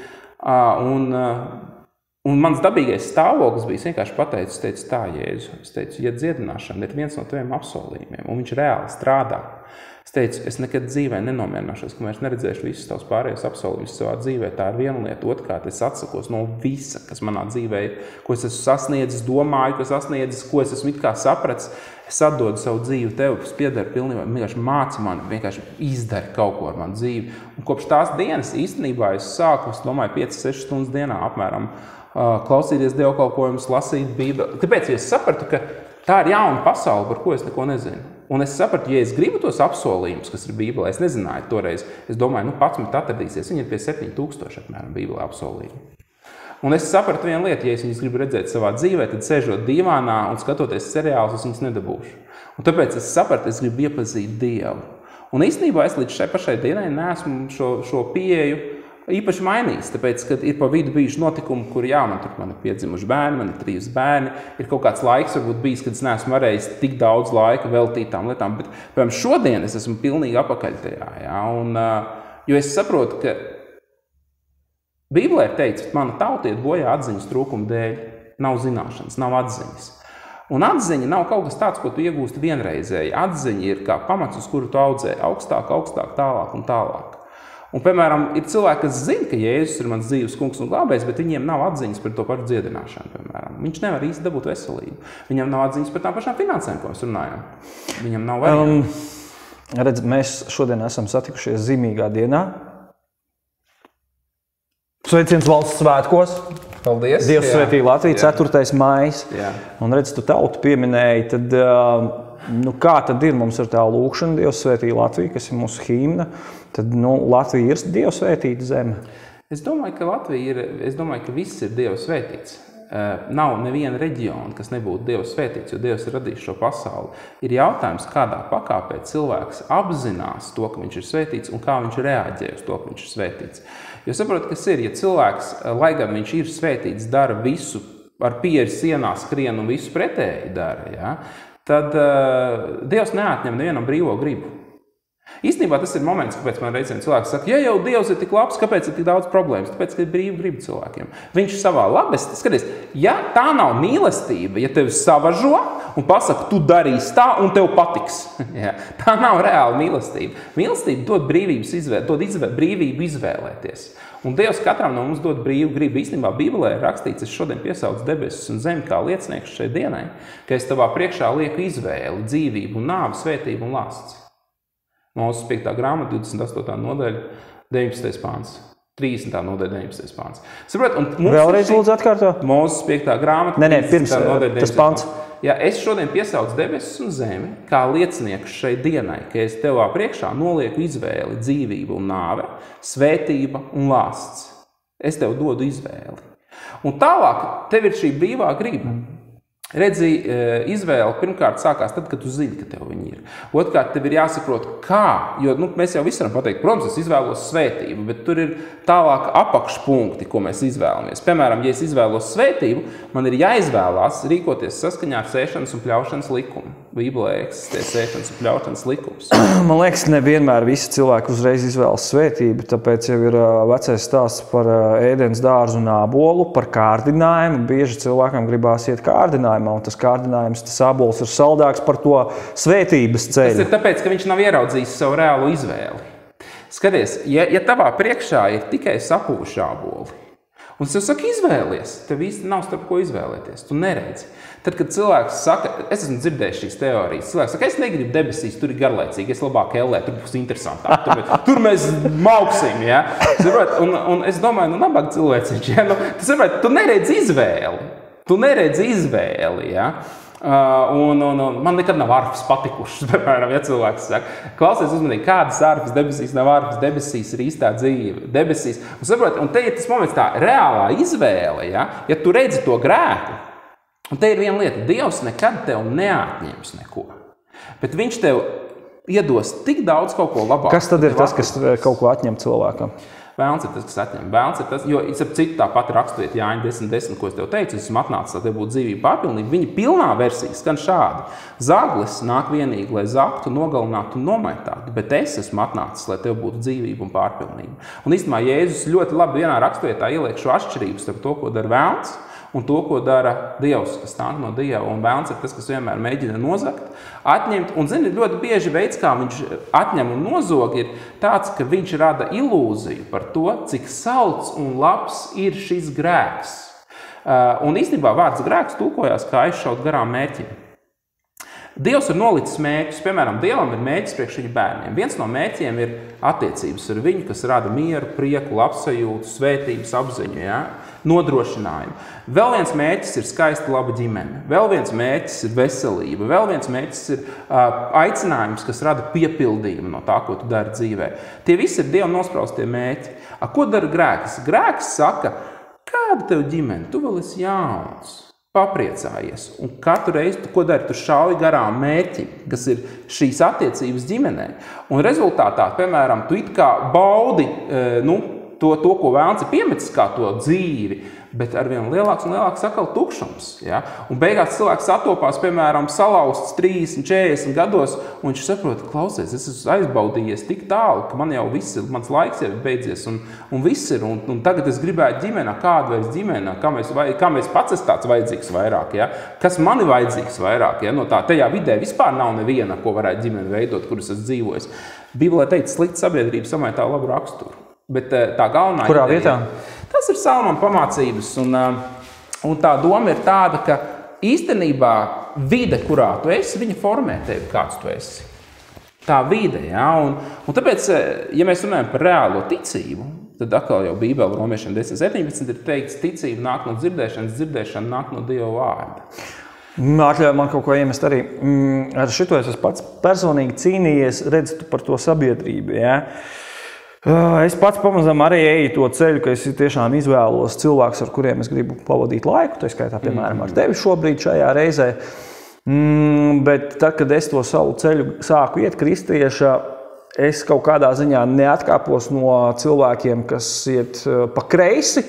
Un man bija tā kā kristīgā doma tāda, ka es viņus negribu pamest, ka hei, viņiem vajag to glābšanu un bet es nepamanīju, ka viņi mani tomēr arī velk, negribot velk uz leju kaut kādā ziņā. Viņi sēja kaut kādas savas sēklas. Un tagad es jūtu, ka es pamazām esmu mainījies. Es uzskatu, ka es esmu tagad tas nelietis, par kuriem es dažreiz teicu, ka tie ir tie kristieši, tie iedomīgie, tie fanāti, kas izvēlās tikai superpareizu sabiedrību, bet es saprotu, ka, diemžēl, tas ir laikam tas šaurais ceļš, kas jāiet, nevis platais. Es tev pateikšu tā, šaurais ceļš ir nevis darbības, bet persona, Jēzus. Jēzus ir šaurais ceļš, un tas tā šaurā ceļa ir ideja, ka tu ar saviem darbiem nevari nopelnīt glābšanu, bet viņi ir caur Jēzu Kristu, ko tu pieņem, kam tu notici. Bet, kad ir runa par to sabiedrību, skaties, Jēzus ne tikai neizvēlējās aiziet prom no grēcīgas sabiedrības, bet viņā uzturējās galvā. Jā, tas arī man bija pamatojums. Jā. Tāpēc, ka tiem, kas ir tā saucie pēdiņās likšu taisnajiem, svētajiem, viņiem jau glābšana nav vajadzīga. Un ja mēs tikai uztaramies starp cilvēkiem, kas ir tikai no mūsu aprindas, viņš nekad nepateiks nevienu vārdu savādāk, kā es saku, sviests mutē viņam nekūst. Un ja tā ir tava vienīgā sabiedrība, tad es tev teikšu godīgi, tu neesi Dieva gribā patiesībā. Bet ir viens cits jautājums, jo saprot, kas ir vajag glābt. Klausies, atkal kaut ko iespraudījuši. Es paskatījos, pateicoties tev šo Copelandu, man neradās labs iespējas par viņu. Man likās dēmoni pārņemts cilvēks, kurš ir iedzīvojies tiešām uztaisījis biznesu. Sorry, es ticu dziedināšanām visu, un es ticu, ka kaut kādā pirmsākumā ir bijis viss kārtībā, tāpatās kā ar Mediņu, piemēram, Latvijā, kurš arī labas lietas darīja, bet pēc tam aizgāja neceļos. Un tur bija tas video, kas pirmais YouTube'ā ieraksta Copelands, kur viņu intervē pie viņa super lielās amerikāņu mašīnas, kur žurnālisti prasa viņam, kāpēc viņš izvēlas lidot savā privātajā džetā, privātajā lidmašīnā un nelido ar tiem parastajiem cilvēkiem, kuriem vajag to glābšanu un to visu. Un tad viņš sāk attaisnoties, kas it kā es viņu saprotu arī to domu, bet redzi, kas ir, es Copelandu personīgi nepazīstu, un tajā pašā laikā es esmu ļoti, ļoti, ļoti tūs ar viņa kalpošanu. Es esmu personīgi bijis gan pie viņa, esmu nevis viens pret viens šādā sarunā, bet esmu bijis pie viņa baznīcā Amerikā vairāk kārt, un es varu pateikt to, ka es nebūtu piedzīvojis Dievu, ja es nebūtu dzirdējis mācību no viņa. Es varu pateikt to, ka es nebūtu nekad sasniedzis to, ko esmu sasniedzis, ja es nebūtu dzirdējis. Bet tas jau no viņa. Tas jau ir no Dieva. Jā, bet viņš ir bijis tas, kas to ir sludinājis. Un tāpēc es, piemēram, varu pateikt tā, ka man nav nekāda... Es, piemēram, perfekti saprotu, kāpēc viņam ir privātā lidmašīna. Man vispār nav kādi jautājumi. Tāpēc, kad es tev uzdošu savādāk jautājumu. Jautājums ir tāds, piemēram, tev vajag mašīnu? Man vajag. Man agrāk, pirms gadiem vairākiem mācītājiem teica, priekš kam jums vajag mašīnu? Taču ir ekstra. Tāpēc, ka man vajag braukāt apkārt un sludināt dažādās vietās. Tāpēc, ka man ir reizes, kad man ir vajag būt šeit šodien, un pēc tam man vajag būt Rīgā, un tad man vajag būt Ventspilī, un tad man vajag būt vienalga kur. Un ir viena lieta, man vajag braukāt. Man nevajag privāto lidmašīnu. Kāpēc? Tāpēc, ka man nav pielietojumi viņai. Bet, teiksim, tas veids, kā viņi sludina, tas ir vispasaules absolūtākā kalpošana. Viņš ir komerciālie reisi nelido pēc tāda režīma, kādā viņiem vajag. Jo viņiem vajag reizēm, viņam vajag būt Ņujorkā, un pēc pāris stundām viņam vajag būt Losandželosā, un viņam nav vienkārši iespēja to izdarīt, bet tas ir viņu dzīves režīms. Bez tam iedomājies, ja cilvēkam ir šodien 86 gadi, un tā kā mēdz pārmest, viņš ir uztaisījis naudu, viens grib uzdot jautājumu, kad viņš plāno viņu lietot, tāpēc, ka viņš līdz šai dienai to vien dara, kā sludina un braukā pa pasauli vēl 86 gados. Viņš jau sev būtu... Paņemam vienkārši kaut šo pašu piemēru, ko mēs jau muļājām 5 minūtes. Iedomājies, tātad lidojums, x stundas, viņš scenārijs lido privātajā džetā, ir visi pietuvinātie cilvēki, kuriem jau vairs neko jaunu viņam nepateiks, viņš viņiem, piemēram, vai viņām, pa lielām šaibām, vai arī viņš nonāk sabiedriskajā lidmašīnā, kur ir miljons visādas iespējamības, kur varbūt Dievs gribētu, lai viņš darbojās, un kur būtu daudz lielāka iespēja un pienesums tam visam. Mums arī vajag autobusos sākt braukāt, es domāju, vairāk. Es, piemēram, mīlu atbraukt uz Siguldu ar vilcienu. Jā. Es runāju ar cilvēkiem, pēc iespējas sludinu. Redzi, fantastiska pieredze. Ja? Cilvēki, es, piemēram, es sabiedriskajā neesmu droši vien gadiem braucis, ja? Bet es, piemēram, varu pateikt, kad es sēžu sabiedriskajā, es nevienu nerunāju, bet es uz ielas varu runāt ar cilvēku. Katram jau ir savu vidu, tev nav jāblido lidmašīnā, lai tu sastāv Katram ir savs plāns, Dievam, kā pie katra ir savs plāns. Zin kā, tas ir tādas, es domāju, nianses, kuras ir katram starp viņu un Dievu pašam jāuztver, bet beigās ir viens vienīgs jautājums. Bībelē teikts ir, ka cilvēki, kas ņem apgrēcību, ir tie, kuri nevar piedzīvot reālu ticību savā dzīvē. Un, piemēram, pret Jēzu tur bija situācija tāda, ka viņš savā dzimtajā pilsētā teica, nevarēja darīt daudz zīmes un brīnumu. Nevis negribēja, bet nevarēja. Un viņš sludināja viņiem Dievu vārdu, un viņi ņēma apgrēcību. Ko nozīmē ņemt apgrēcību? Tā nav emocija, tas ir lēmums. Tas ir, es skatos uz tevi, ja? Un es sāku domāt, paga. Kaut kas man tomēr nepatīk. Es nevis klausos, ko tu runā, nevis ko tu dari, bet es sāku analizēt. Es skatos, vienkārši piemēru pēc, mati pa garu. Es nezinu, vai es varu tagad... Nākamnedēļ aiziešu pie friziera. Es nezinu, vai es varu nopietni klausīties tomēr, ja?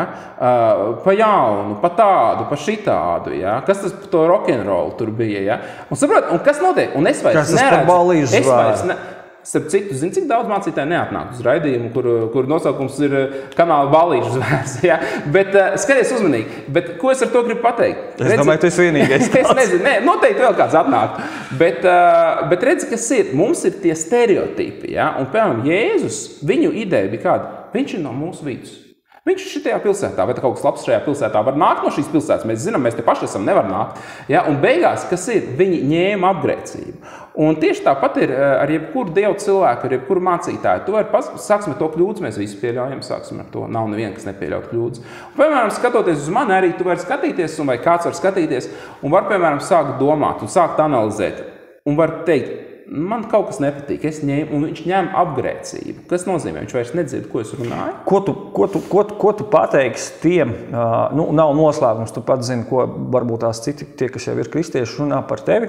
Es ļoti neklausos, nezinu, bet tu nojauti, un tu droši vien zini, ko runā. Brīnišķīgs cilvēks. Absolūti Dievu svētīts, jā.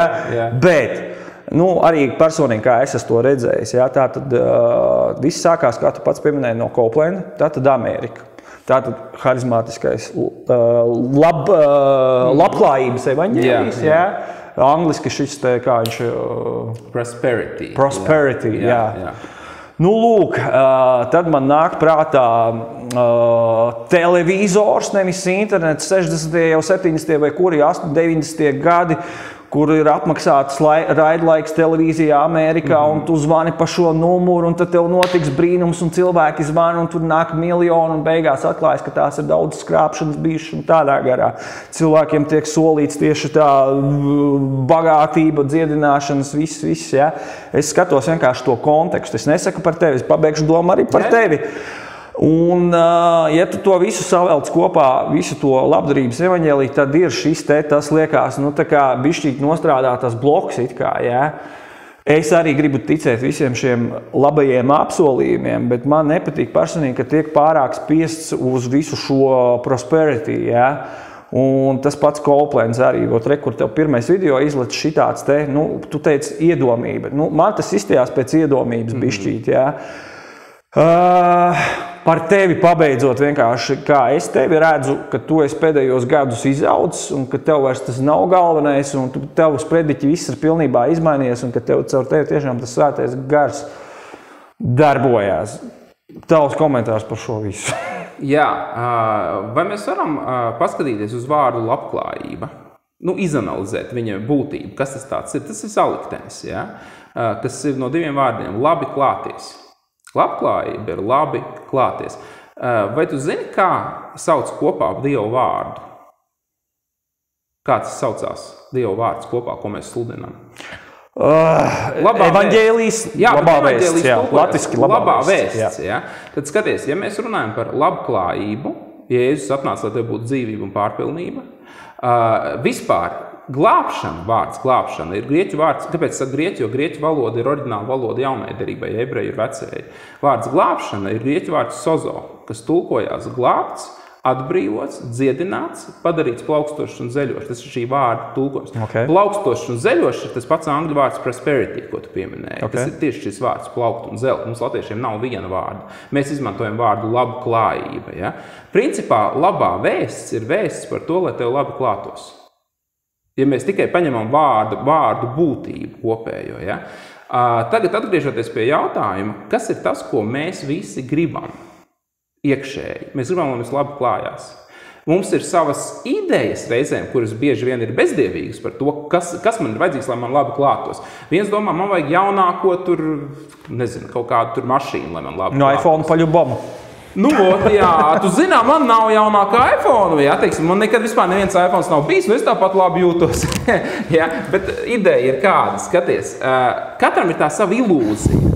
Realitātē labā vēsts atklāja visu, kas ir vajadzīgs, lai tev klātos labi. Tagad es gribu pateikt sekojošu lietu. Labās vēsts pamatā ir ticība. Ticība Jēzus pabeigtiem darbiem, ticība Dieva žēlastībai.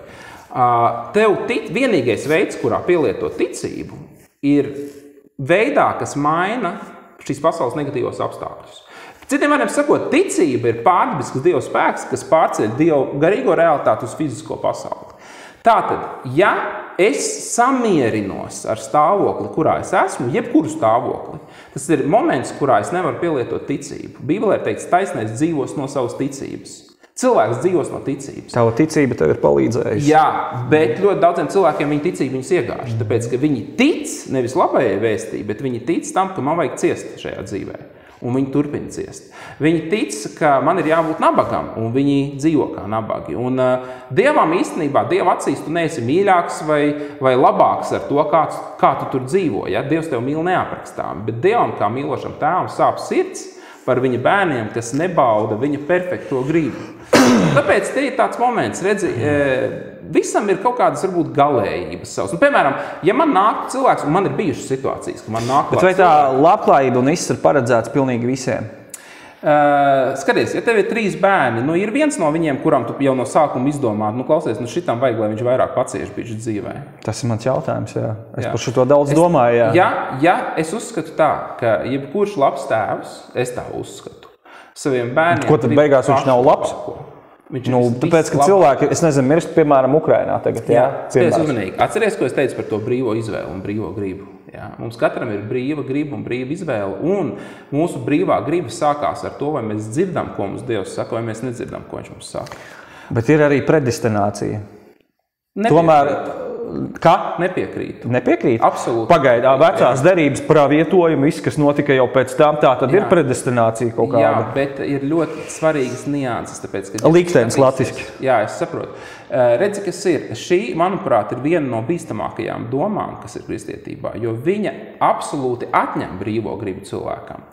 Jo, ja ir predestinācija, tad tas ko nozīmē? Tu vari darīt, ko tu gribi un kā tu gribi, un tāpat notiks tā, kā ir nolēmts. Bieži tā es arī jūtos, ja godīgi. Okay. Arī labā ziņā, ka tu jūti, ka tevi Dievs ved pa svētītu ceļu. Es tev pateikšu tā, jo redzi, kas ir. Jo redzi, ja Dievs visu ir nolēms tavā un manā vietā, tad mums nav jācenšas. Tāpat notiks. Palielam šaibam tā ir. Tad visi dievkalpojumi, ko mēs varam, visi labie, visi pat tukšoji, tāpat notiks, kā Dievs būs lēmis. Ja?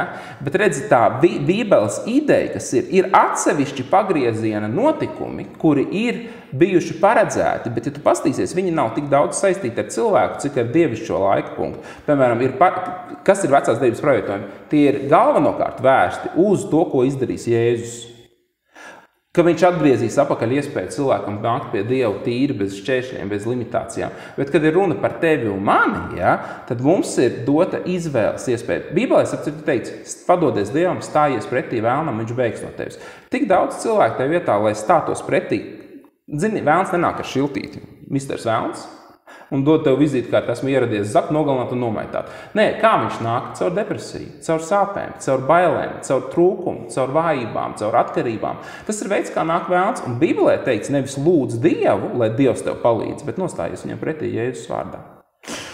Un šis ir moments, ko daudz palaiž garām, un viņi lūdz Klausies, es domāju, es jūtos, bet man ir šī Dieva privileģētā iespēja, tad, kad es skatos tavus dievkalpojumus, ko es tiešām daru jau gadiem, man gribās pajautāt, Alan, kā ir, un man šobrīd ir, tāpēc neapvainojos, ka es tev arī pārtraucu ik pa laikam, jo daudziem ir, es domāju, jautājumi pie tevis.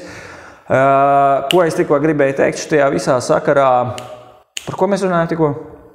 Predestinācija. Vairākas tēmas mums bija. Par labklājību tu man prasīji. Nē.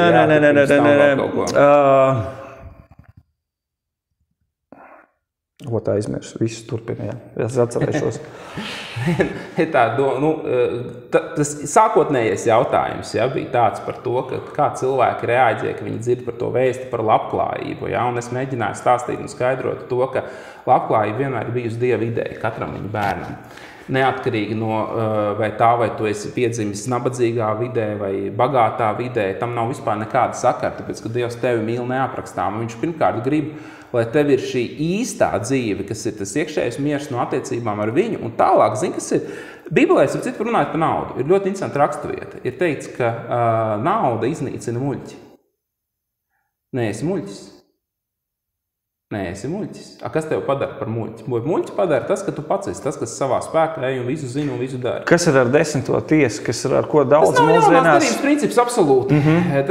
Tas ir 10. tiesa nekad dzīvē nav attiekusies uz jaunās derības kristieti. Tas ir vecās derības princips, kas ir dots tikai un vienīgi Izraēla tautai.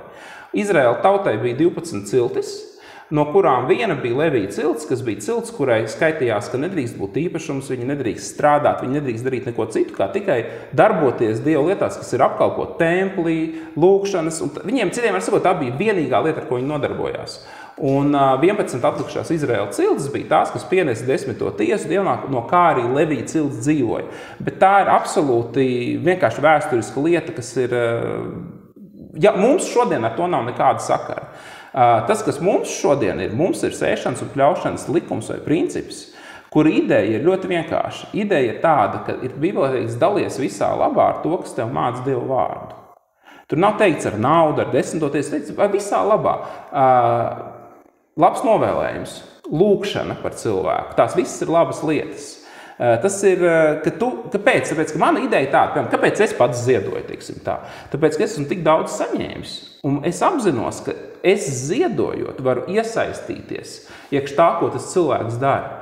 Un ja es, piemēram, ja mana dzīve ar to pašu Kennetu Copelandu, piemēram, kā viena no cilvēkiem, ir ļoti daudz pēc mācītāju, kurus atbalstu, kam es ziedoju, bet mana dzīve radikāli izmainīsies.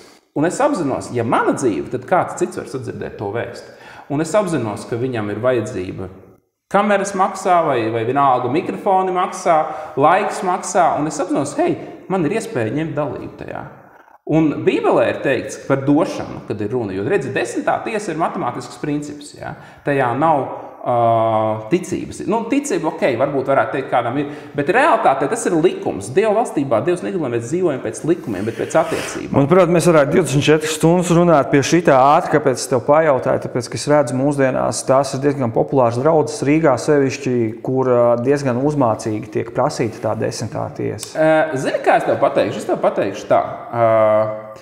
Katram cilvēkam ir, es jau pateicu, es neredzu to kā jaunās derības principu, bet piemēram, vai es tagad redzot tās draudzes, kas, es, protams, zinu draudzes, par kurām ir runa, tāpat laikā viņi dara tā, kā viņi ir saņēmuši savu atklāsmi.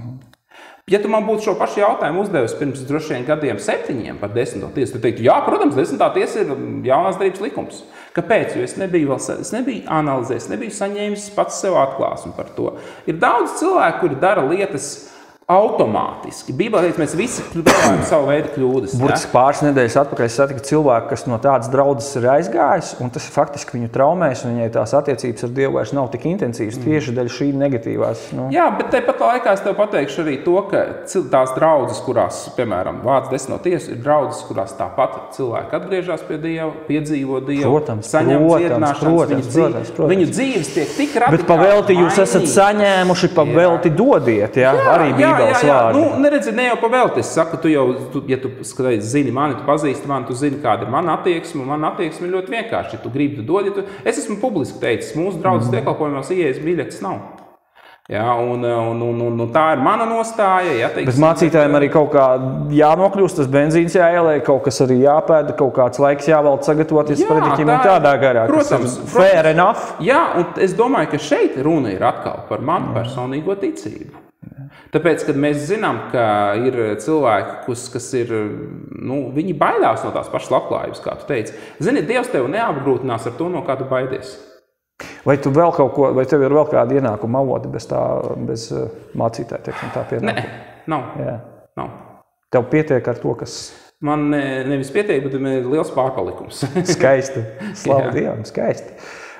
Jautājums tāds, ir dažādas konfesijas un dažādas pieejas, vai teorētiski ar tevi mēs tikām skaidrībā, vai mācītājiem var būt ģimene, vai mācītājs vēl var strādāt kaut ko un tādā garā, vai arī viņam ir jābūt pilnībā veltītam tikai Dievam? Zini, tas ir kaut kur saistīts ar to, ko mēs pašā sarunas sākumā par to sabiedrību, kā tu teici, ka es neizgāju vai izgāju no tās sabiedrības, kas tur ir sliktās pēdiņās. Ir atkarīgs no stāvokļa, kurā tu esi. Piemēram, es uzskatu, ka cilvēks, kurš ir jaunatgriezts, kāpēc viņam ir jāuzmanās no tās sabiedrības? Tāpēc, kad tu teici, es domāju, ja es viņus atgriezīšu, viņi mani sāk ietekmēt, jo tu vēl neesi tik stiprs, tu vēl nezini pats, kas tu esi. Zini, princips tāds, tu nevari dot to, kā tev nav. Un tu gribi pirmā uz entuziasmu, es gribu visus atgriezt, bet tev daudz vairāk... Vai arī nedot cūkām pērles. Jā, un tāpēc, kad ir runa par to pašu arī mācītāju, es ticu, ka ir dažādi posmi cilvēka dzīvē. Piemēram, bija laiks, kad es nodarbojos ar lietām, kas man nesa naudu, protams. Un man Dievs pateica, es gribu, lai tu atstāj to visu. Bet viņš man to nepateica pirmajā gadā, viņš man to pateica varbūt otrajā gadā. Tu saki, Dievs pateica, paskaidro šo cilvēkiem, kā tev Dievs pateica, viņš tev izziņā WhatsAppā uzrakstīja, kā tas bija. Notreku, mēs ar tevi šobrīd runājam, piemēram. Mēs ar tevi runājam, tas, kas saucās verbāli. Tāpat laikā ir situācijas, kur mēs varam, tu vari nepateikt nevienu vārdu, bet tu vari pastīties uz manu veidā, kurā es varu nolasīt aptuveni, vai tu piekrīti, vai tu nepiekrīti, vai tu saproti un nesaproti, ko es saku. Ar Dievs var runāt verbāli, taču tas ir ļoti, ļoti rets moments.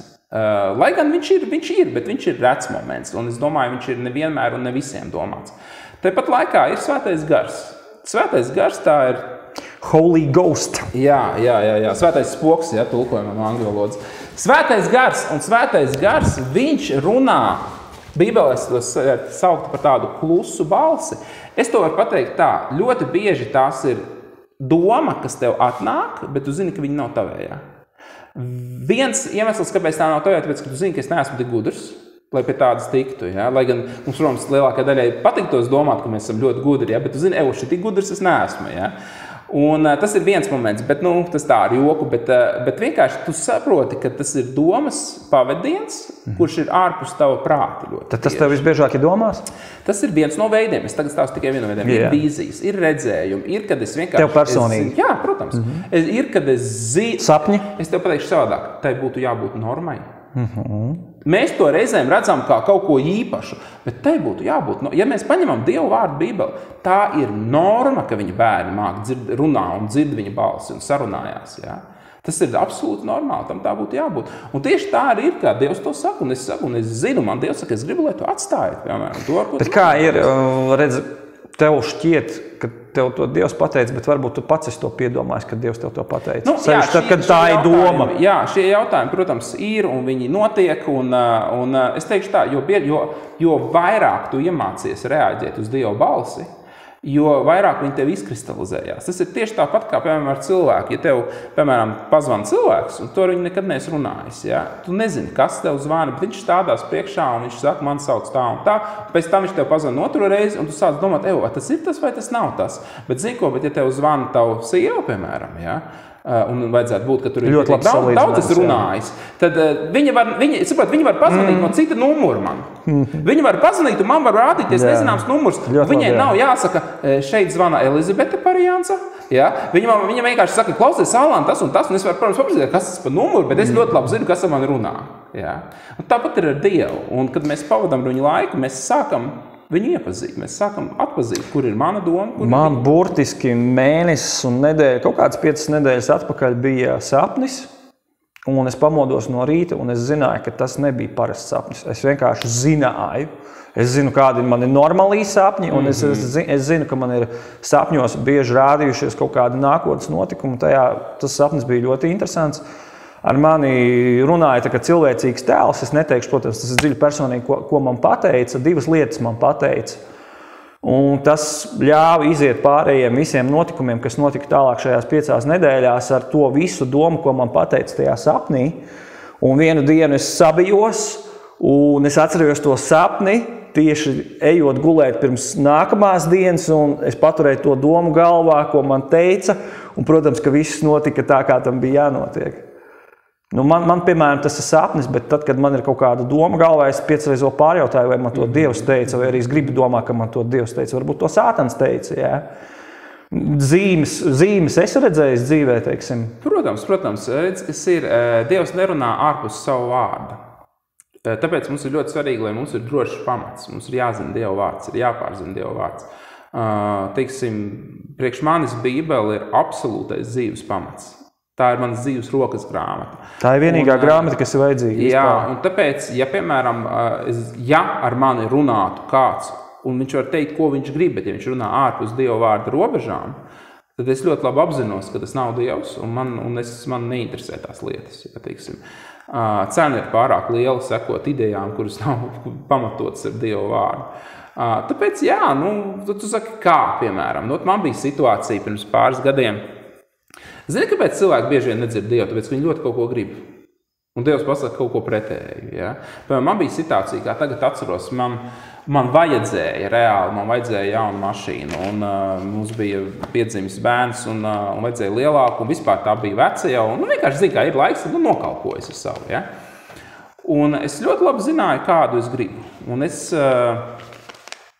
Bet zini, kā ir, citreiz mēs zinām, ko mēs gribam, bet mēs sākam domāt ar prātu. Tas nav labākais, tas nav, tur nebūs ekonomisks gan, vienalga, lai kādi būtu iemesli katram cilvēkam savi. Ja? Tas ir notikums pirms daudziem gadiem. Un es atceros, un es kaut kā atmetu to domu, tāpēc, ka tā bija amerikāņu mašīna, es zināju, ka viņi būs klāpāts, es tā kā domāju, tā vajag kaut ko praktiskāku, ja? Un tad mēs sākām skatīties, un es atradu ļoti, ļoti foršu Audi džipu, kas man patīk, es domāju, šito varētu ņemt, ja? Un viss, un es jau esmu sazvanījies, es esmu sarunājis, es rīt viņu ņēmu. Un es tagad tiksim tā, bieži vien pirms tāda kaut kāda lielāka pirkuma ir tāds, forši, es gribu ātrāk, ja? Un es tagad paķeru savus slēpes, man sarunāts rīt braukšu, es esmu sarunājis, paķeru slēpes, to es iešu slēpot, priecīgs, forši, viss, un es tām slēpēm vienkārši sastīgstu savus mājas pagalmā. Man sieva tieši ar ratiem ārā turpat, es vienkārši reāli sastīgstu. Un es jūtu iekšā nemieris. Un, zini, man vēl Dievs neko nav pateicis. Kā Dievs? Dievs runā reizēm caur, es to saucu par sarkano gaismu vai zaļo gaismu, kas ir miers vai satraukums. Un es jūtu satraukums iekšā. Ar red flag. Jā, un es saprotu, ka un zini, kas ir pats interesantākais? Es saprotu, ka es negribu reaģēt uz to satraukumu. Tāpēc, kad es gribu... Man jāiet slēpot un mašīnu. To mašīnu gribu dabūt, es negribu tagad reaģēt. Bet saprotu, ka tā arī mēs iekļamies problēmās reizēm. Un es vienkārši stāvu un es saku, zini ko? Es saku sievai, zini ko? Es saku, man kaut kāds ir nemieris iekšā. Es saku, kāda tavu sajūta? Jo viņi arī ticīgs cilvēks, es zinu, ka Dievs runā kā ar mani, tā ar viņu. Es saku, klausies, kāda tev sajūta? Viņi saka, man nekāda nav sajūta. Viņi saka, jo es vairāk tur ņēmu, es nezinu. Un es vienkārši stāvu un es saku, zini ko? Es saku, man ir jāiet parunāt ar Dievu. Un lai es neaizbrauktu paslēpot, tā ir viena no manām mīļākajām lietām savā, sevišķi tajā laikā bija, ja? Un, kalnu vai distanču? Kalnu, jā. Man, tā ir tāda mana lieta, kas man vienmēr ir bijusi ļoti, ļoti tuva. Un es vienkārši nolieku tās slēpes un aizēju runāt ar Dievu. Un es saku, kas pa lietu? Man Dievs saka, neņem to mašīnu.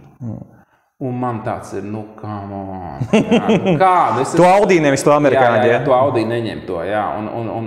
Un es tāds, man taču jau viss sarunāts jau faktiski, zin kā, jā, un rīt, un man baigi to mašīnu reāli. Un viņš saka, neņem to mašīnu. Un es vienkārši jūtu, kā man tāds kamols, ka nevajag to darīt.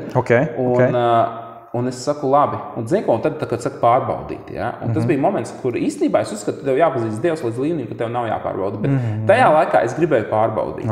Un es teicu, zini ko, es saku, es tev gribu palūgt vienu lietu, es saku, daram tā, es saku, es esmu gatavs viņu neņemt, Bet mums rīt ir vēl paredzēts sazvanīties pirms tam. Es saku, kaut vienā aspektā radīsies kaut kāds šķērslis. Vismazākais. Es momentāli tūlīt pat pārtraucu to darīt. Vēl saruna nebija sākusies, kad parādījās tas šķērslis. Ja? Cilvēks sāka mainīt tur cenas kaut kādas, sāka domāt un to un šito, un vienkārši momentāli viss pateica, viss neņem un viss pabeidz sarunu. Un galvenais, un tad es atceros, es sēžu un es saku, Dievs, ko tagad, jo es jau ilgi biju meklējis to mašīnu, un tagad šitā bija beidzot. Es saku, ko tagad? Un es dzirdu, viņš saka, bet tu taču vienmēr gribēji citu. Es saku, nav viņas piedāvājumā. Viņas nav, es viņas jau sen un tā. Pasties vēlreiz, ja? Un es saprotu, viņš saka, ej tagad, un es eju un tikko ielikt tā mašīna tieši tajā krāsā, ko es vienmēr gribējis. Ar superīgi labu nobraukumu mazu, ja? Un vēl pat dīvaini mazu cenu. Un es zvanu tam cilvēkam. Pirmkārt, viņš saka, es esmu tepat Ragana, un es esmu Siguldā, es esmu Ragana tepat blakus. Un es saku, kāpēc cena ir tik maza? Viņš sāk smieties, viņš saka, es meitai palūdzu, lai ieliek sludinājumu, viņa sajauc ciparus. Tad, kad ielika, es ieraudzīju, viņa teica, man pārliec, teica, labi, neliec atstāj, kā ir, tālāk domāsim. Viņš saka, labi, es esmu mieru atstāt to cenu. Ja? Tā es dabūju tieši to mašīnu, ko es gribēju. Par super labu cenu. Jā, reāli par labāku cenu, jūtam labāku cenu. Un pēc tam bija tā, ka es uzzināju par to mašīnu, ko es nepaņēmu, jo es jau biju bišķiņ iedarbinājis saviem cilvēkiem paprasīs, lai noskaidro, kas ir. Un man cilvēks, kam ir gali, viņš pateica, es zinu to mašīnu, es zinu, kādas viņai ir problēmas, un ļoti labi, ka tu viņu nepaņēmi, jo tie būtu daudz tūkstoši droši vien beigās, ko tu pazaudētu, pēc tam viņu remontēju. Tur bija 5 bloki, un tie viens no blokiem ir beigts, un katrs bloks tur kaut kādi 2,5 vai cik tur tūkstoši, un viņi 5, un ja viens aiziet, pārējie aiziet, tur. Viņi sāk sekot atkal kaut kāds vienkārši, nevis kaut kāds vienkārši, bet cilvēks, kurš varbūt nav atgriezies vēl, viņš pateikt, ka tā ir vienkārši tā intuīcija. Jā, viņš tā var teikt, man nav problēmas, ka viņš tā saka, tāpēc, ka pirms es pieņēmu Jēzus, arī ticēju, ka tā ir intuīcija, bet zini, kā ir, intuīcija ir limitēta, viņa eksistē mums, bet ir atšķirības starp intuīciju un atšķirības starp to, ka tu reāli Dievs ar tevi runā.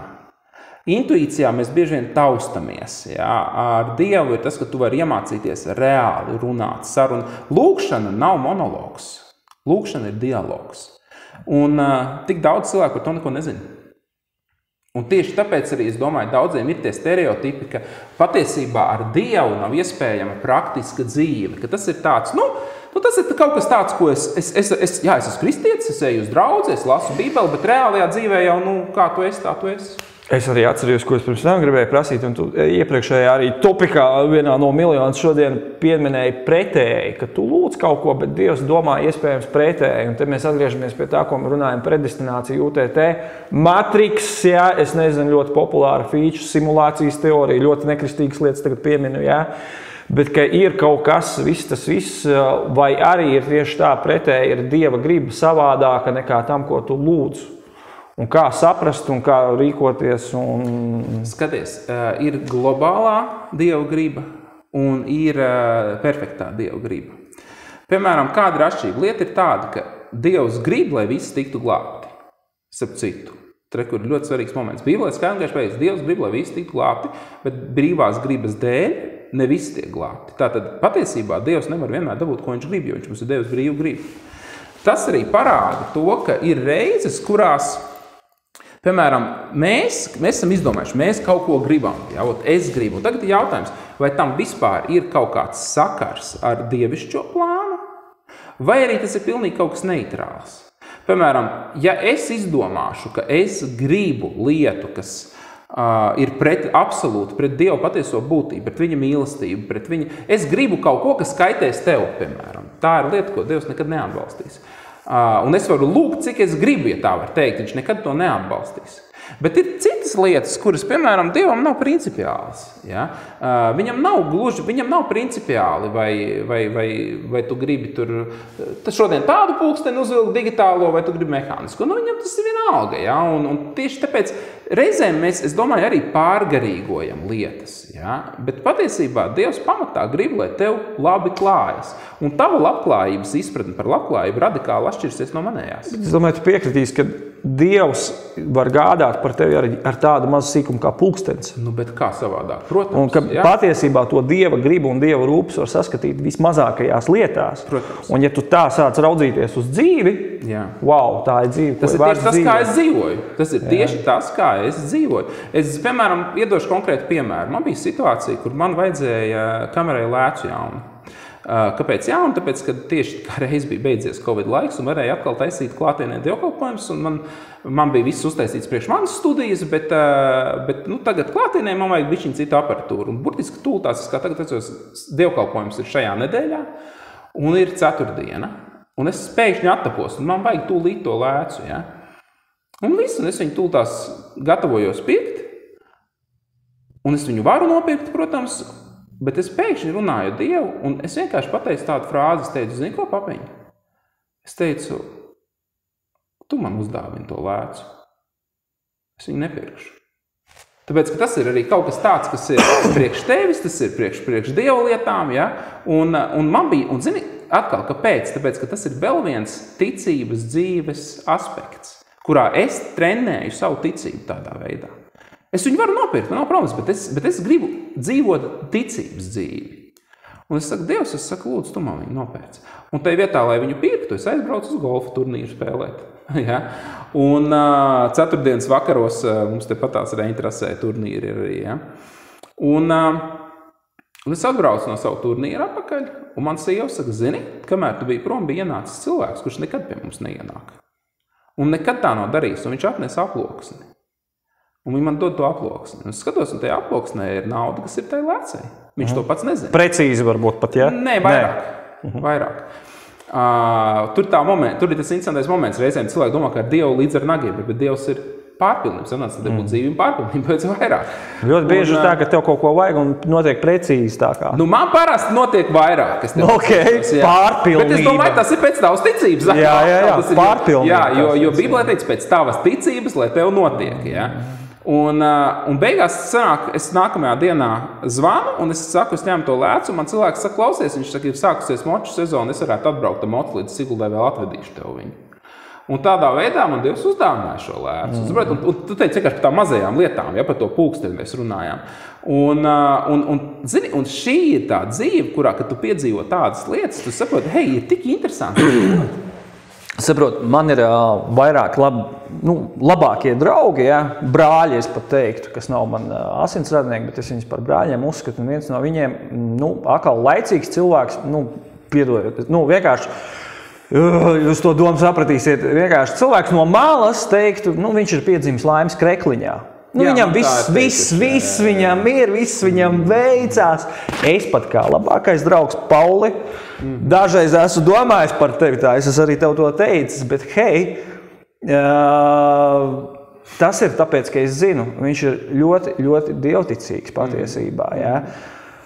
Atkal tavs komentārs par šito, ka ir saka, tu jau esi laimes krekliņai, te jau vienkārši pa žizni tā notiek, un viss tas jau jebkurām tu pasties tur miljonārs viņam arī, bet viņš netic, bet viņam arī viss, iet kā pa sviestu vienkārši. Jā. Kur ir tā atšķirība? Jā, pirmkārt ar tiem laimes krekliņiem, ticīgam cilvēkam laime nav vajadzīga, bet viņam ir apsolījumi. Viņam ir Dieva vārda apsolījumi. Bet, ja mēs runājam par neticīgiem cilvēkiem, tad, zini kā, ir tas sēšanas un pļaušanas likums. Viņš strādā kā ticīgam, tā neticīgam. Piemēram, ko tas nozīmē? Tas nozīmē tās lietas, kuras tu sēji, vārdi, domas, darbi, ir lietas, kuras tev arī ļoti bieži nāk atpakaļ. Ja? Gan pozitīvas, gan negatīvas. Un īstenībā es agrāk vienmēr to dzirdēju negatīvu. Cilvēki mēs teikt, uzmanies, skaties, ko tu sēsi, to tu pļaus, tam vienmēr bija negatīva pieskaņa. Šodien es zinu, ka tas ir viens no foršākajiem Dieva valstības likumiem, jo es varu noteikt, kādu ražu es saņemu savā dzīvē. Ja es to daru apzināti, man ir milzīgas privilēģijas. Ja es to daru nezinot, es tāpat baudu diezgan labu ražu. Ļoti bieži cilvēki, kas ir, kā saka, laimes krekliņā, protams, tur ir dažādas interpretācijas, bet piemēram cilvēkam veicās ļoti bieži... Kas ir tavs laimes krekliņš? Man liekas, Ralfu Laurentu es iemīlējis, ne? Biežos redzējis, ne? Es iemīlējis tikai un vienīgi Dievu. Bet tev zīmoliem ir nozīme? Kā? Vienalga. Tas, ja man kaut kas patīk, man patīk. Kāda starpība? Zini kā, zīmoli tev nepadara ne labāk, ne sliktāk. Jautājums ir vienkārši par to, atkal jau kādas ir tavas attiecības ar Dievu. Ja? Un tu vari būt saplēstā vecāka reklā laimīgs, un tu vari būt vienalga kādā, un tu vari nebūs laimīgs. Ja? Saplēstās džinsās? Jā, tieši tā. Bet jautājums ir, kurš plēsis? Ja Ralfs Laurents ir plēsis, tad varbūt ir labāk. Ja? Kurš plēsis? Ja? Es pats saplēsu. Jā, tas jau ir bībeliski. Vecajā drēbē jau verīgi plēsa drēbes, kā dzirdēja lietas, kas nedara. Ja? Tā, ka, labi, tas ir tā humora daļa. Ja? Bet... kur mēs palikām ar... Pie laimes krekliņa. Jā, laimes krekliņa. Ļoti bieži ir tā, ka pavērojot tos cilvēkus, ja, kuriem dzīvē viss it kā veicās, bet viņi nav ar Dievu, var redzēt to, ka tie cilvēki, kas ir ļoti pozitīvi noskaņoti, ļoti priecīgi dzīvē un ļoti izpalīdzīgi. Es nesaku, ka tas ir vienmēr, bet ļoti bieži tā vērojot. Un īstenībā tas ir tāpēc, ka tie ir tie paši Dieva valstības likumi, kurus viņi neapzināti iedarbina. Bet glābšanu to ar laimes krekliņu nedabūsi. Yeah. Un to iekšējo prieku un mieru tu nebūsi līdz pilnai pateikt. Vēl man gribas tomēr pateikt, kas arī droši vien būs daļēji patiesība, ka daudzi no tiem, man gribas vēl ne tikai pateikt bagātajiem, bet slavenajiem ir burtiski parakstījuši līgumu ar Sātanu. Nezinu, nemāku tev spriest par to. Man tā liekas, ja paskatās, ir teiksim, tas ar mūziku saistīts, to arī pieminēju, varbūt beigās paspēsim parunāt par tavu ģitāru spēli, ja? Sevišķi mūzikā, jā, viņi ir slaveni, bagāti UTT, bet tu redzi visas tās lirikas un visi tie message, viņi galīgi nav kristīgi un viņi faktiski kalpo Sātanam tumšajiem spēkiem, jā. Un caur to viņi ir ieguvuši to visu tā kā Jēzum tuksnesī piedāvāja rekordu, izdari to, es tev visu pasauli iedošu, jā. Bībelē ir tāda raksturvieta, ir teikts, visa ļaunuma sakne ir mantas kārība. Tas vārds manta no mantas kārība no oriģināla valodas tulkojās kā kārība pēc naudas, bagātības, īpašumiem un mantas. Tas ir plašāks vārds, tas nav tikai manta vai tikai nauda. Ja? Un redzi, tas arī paskaidro varbūt to mūsu iepriekšējos tos momentus, ko mēs runājam par labklājību. Ir atšķirības starp bagātību vai bagātības kārību. Ir ļoti liela atšķirība. Ja? Ir atšķirība, vai cilvēks grib to brendu, piemēram, vai viņam vienkārši viņi ir. Tā ir milzīga atšķirība. Ja cilvēks grib būt bagāts un īstenībā viņam ir pa lielam vairāk vai mazāk vienalga, kā viņš to dabūs, tad, protams, vēlnam ir ļoti liela iespēja viņa dzīvē darboties. Jo tā vēlme, es gribu kaut ko vairāk, un jautājums, ko tu esi gatavs darīt, ja? Vai, piemēram, vai tu esi gatavs būt bagāts uz cita cilvēka ciešanām, uz tā rēķina? Un daudz uzdot jautājumu, cik viņi cietīs, saproti, ja? Un citi pat neuzdos to jautājumu. Tāpēc bībeliskā bagātība ir tikai un vienīgi kā piemetamā daļa īstajai. Es esmu vairāk kārt teicis to vārdu piemetamā daļa, slīdošu to raksturvietu. Tā ir Mateja 6.33, kur ir īstenībā no 25. panta sākot ir tā doma par to, ka ko tu rūpējies un raizējies par to, ko tu ēdīsi, ko tu vilksi, kur tu dzīvosi, varam paplašināt. Un 33. pantā tā domas kulminācija ir iekš tā, ka ir teikts, Dievs ļoti labi zina visu, ko tev vajag. Vēl pirms tu viņam lūdzi, vēl pirms tu prasi, bet dzenieties pa priekšu pirmām kārtām vispirms pēc Dieva valstības un pēc Dieva taisnuma, un viss pārējais kopā saņemts jums tiks piemests klāt. Amen. Un tāpēc, ja tev ir tā ideja, ka es gribu to visu pārējo, tad es domāju, ka tumsai un vēlnam ir ļoti liela iespēja šādā sirdī dot iespējas, kuras beigās arī noved bieži vien pie pazudināšanas. Pamazam ejot jau uz finišu, jo es skatos, vai vispār pietiks SD kartē atmiņa. Mantkārība, manuprāt, mūsdienu Latvijā tiek izmantots vienalga krīze, Covids, karš. Latvijā uzņēmēji, da jebkas mēģina tikai noslaukt maksimālo cenu, nevis godīgo cenu, bet maksimālo. Sorry, tāds man viedoklis, un manuprāt, Latvija šobrīd sirgs no pamatīgas mantkārības. Redzi, ir jāsaprot, ir divas valstības. Ir Dieva valstība un ir šīs pasaules valstība. Un šīs pasaules valstības ideja vienmēr ir bijusi gūt savu labumu uz citu cilvēku rēķina, ja, nereiķinoties ar citu cilvēku.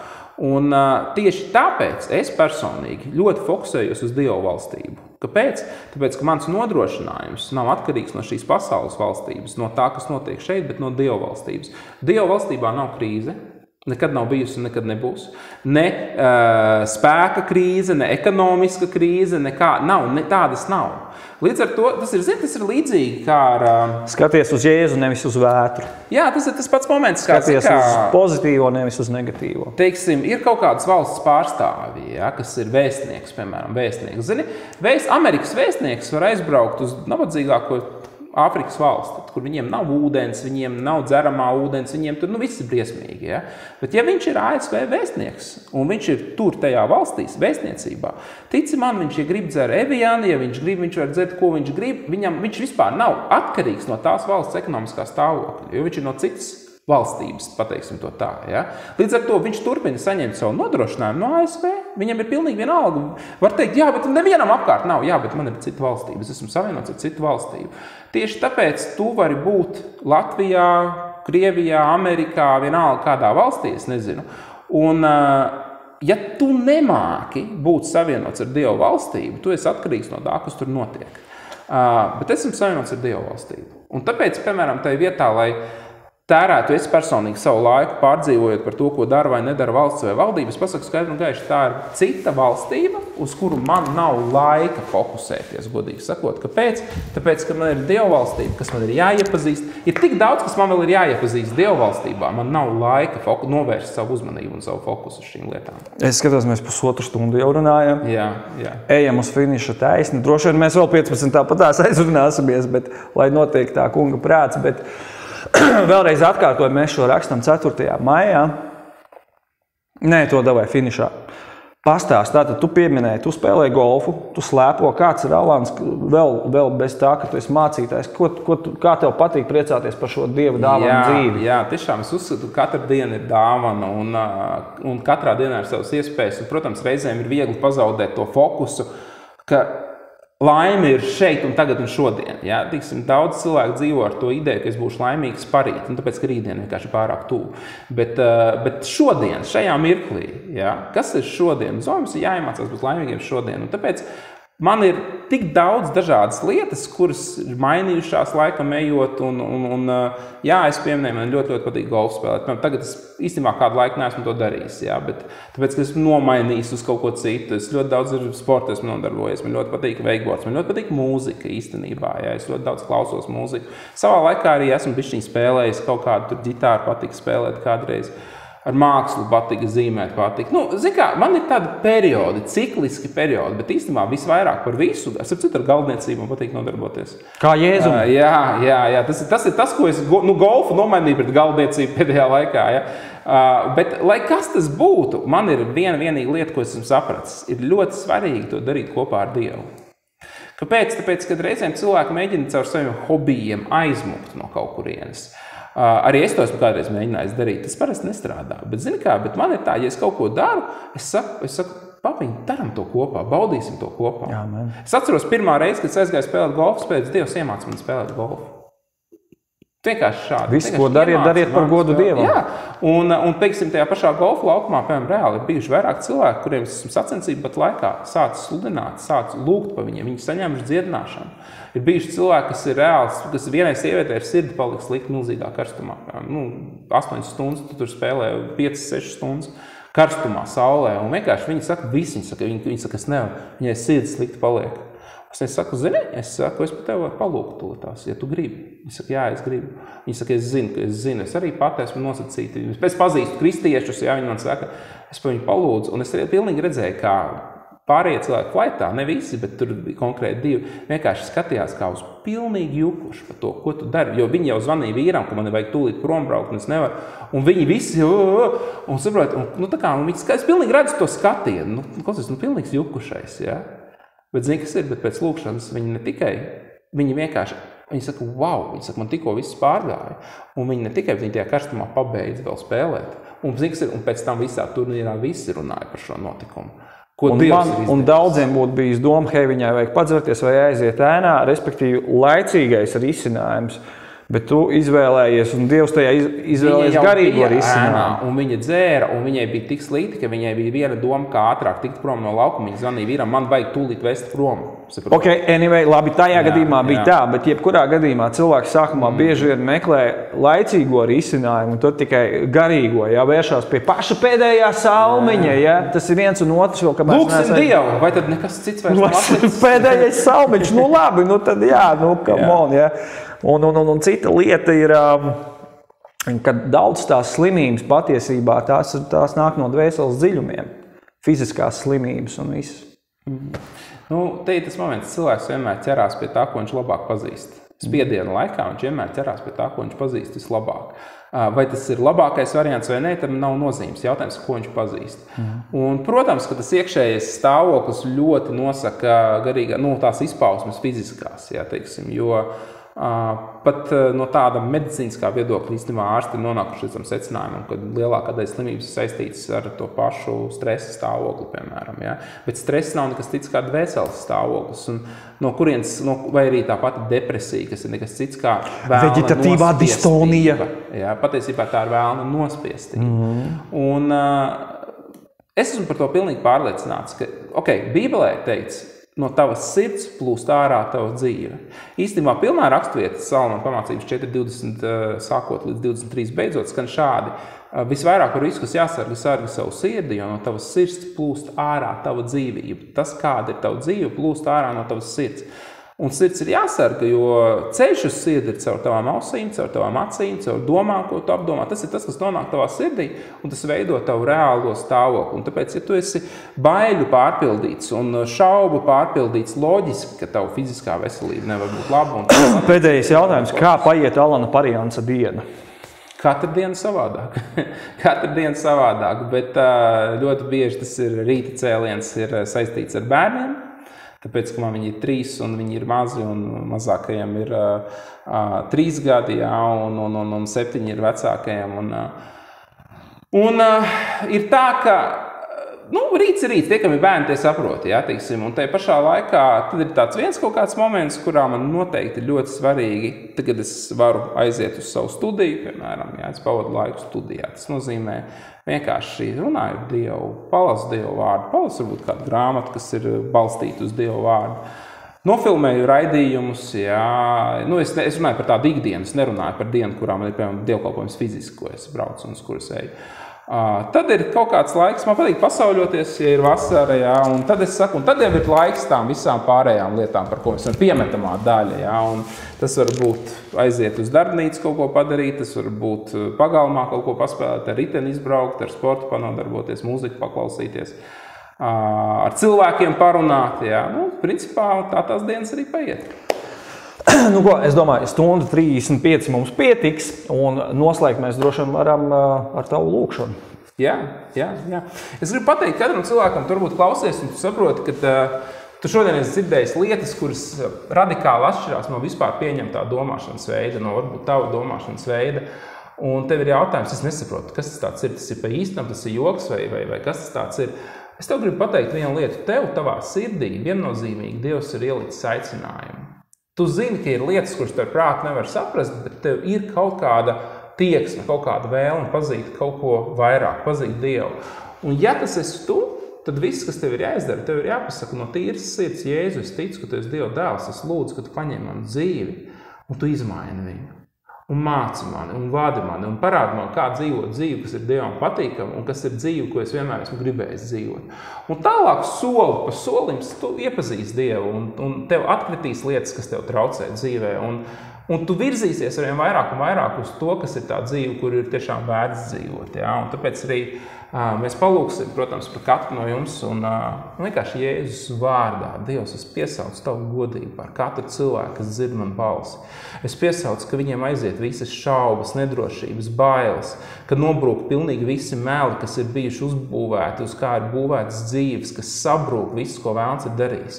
Aiziet visas vājības, visas atkarības, visas nedrošības. Un viņu sirds kā bērniņiem, kādi viņi kādreiz ir bijuši, atkal atmaikst. Un viņi ierauga tevi, kāds tu esi, un viņi ieaicina tevi, un viņi atdod savu dzīvi tev, un viņi iet pa dzīvības ceļu Jēzus varenajā vārdā. Šajā pašā momentā es piesaucu pilnīgu dziedināšanu katram, kam ir fiziskas veselības problēmas. Es piesaucu risinājumu ģimenēs. Es piesaucu risinājumu tiem, kas ir nospiestībā un depresijā. Tiem, kas vairs neredz dzīves jēgu un dzīves prieku un dzīves ceļu. Es piesaucu risinājumu Jēzus visu varenajā vārdā. Un Svētais Gars, es sagaidu, ka tu pārdabiski pieskaries katram cilvēkam, radikāli izmainot visu viņa būtību un visu viņa dzīvi, līdz cilvēki ierauga gaismu, kas atspīd, un ierauga, cik skaisti un brīnišķīgi var būt dzīve, neatkarīgi no viss, kas ir bijis un kas ir pagājis. Un ja tu pieņem Jēzu par savu kungu un glābēju, tava pagātne ir attīrīta. Nav neviens grēks, kura dēļ tu nevarētu nākt pie Dieva. Dievs tev saka, nāc tāds, kāds tu esi, bet es tev palīdzēšu kļūt tādam, kādam tev ir jābūt. Amen. Amen. Ko, kā tad es izdomāju uzaicināt Alanu, tāpēc, ka man kāds ieteica, tas bija gadus, jau 5 vai cik atpakaļ, laikam Covida laiks, kad tavi video kļuva populārāk, kaut kāds vilnis man ieteica, un tā es sāku pamazām skatīties. Esmu bijis arī pie Alana Rīgā Purciemā sestdienās, tā kā droši ejiet dzīvē, sasveicinieties, parunājiet tā, kā es ar viņu dzīvē. Klausieties viņa video, kā jau jūs redzat, tas ir mācītājs, kas ir mūsdienīgs, šī laikmeta mācītājs. Mācītājam nav jābūt tādam, kā jūs esat pieraduši. Tā kā Dievs svētī dienu un Dievs svētī Latviju vēlreiz 4. maijā un līdz citai reizei. Čau! Tā.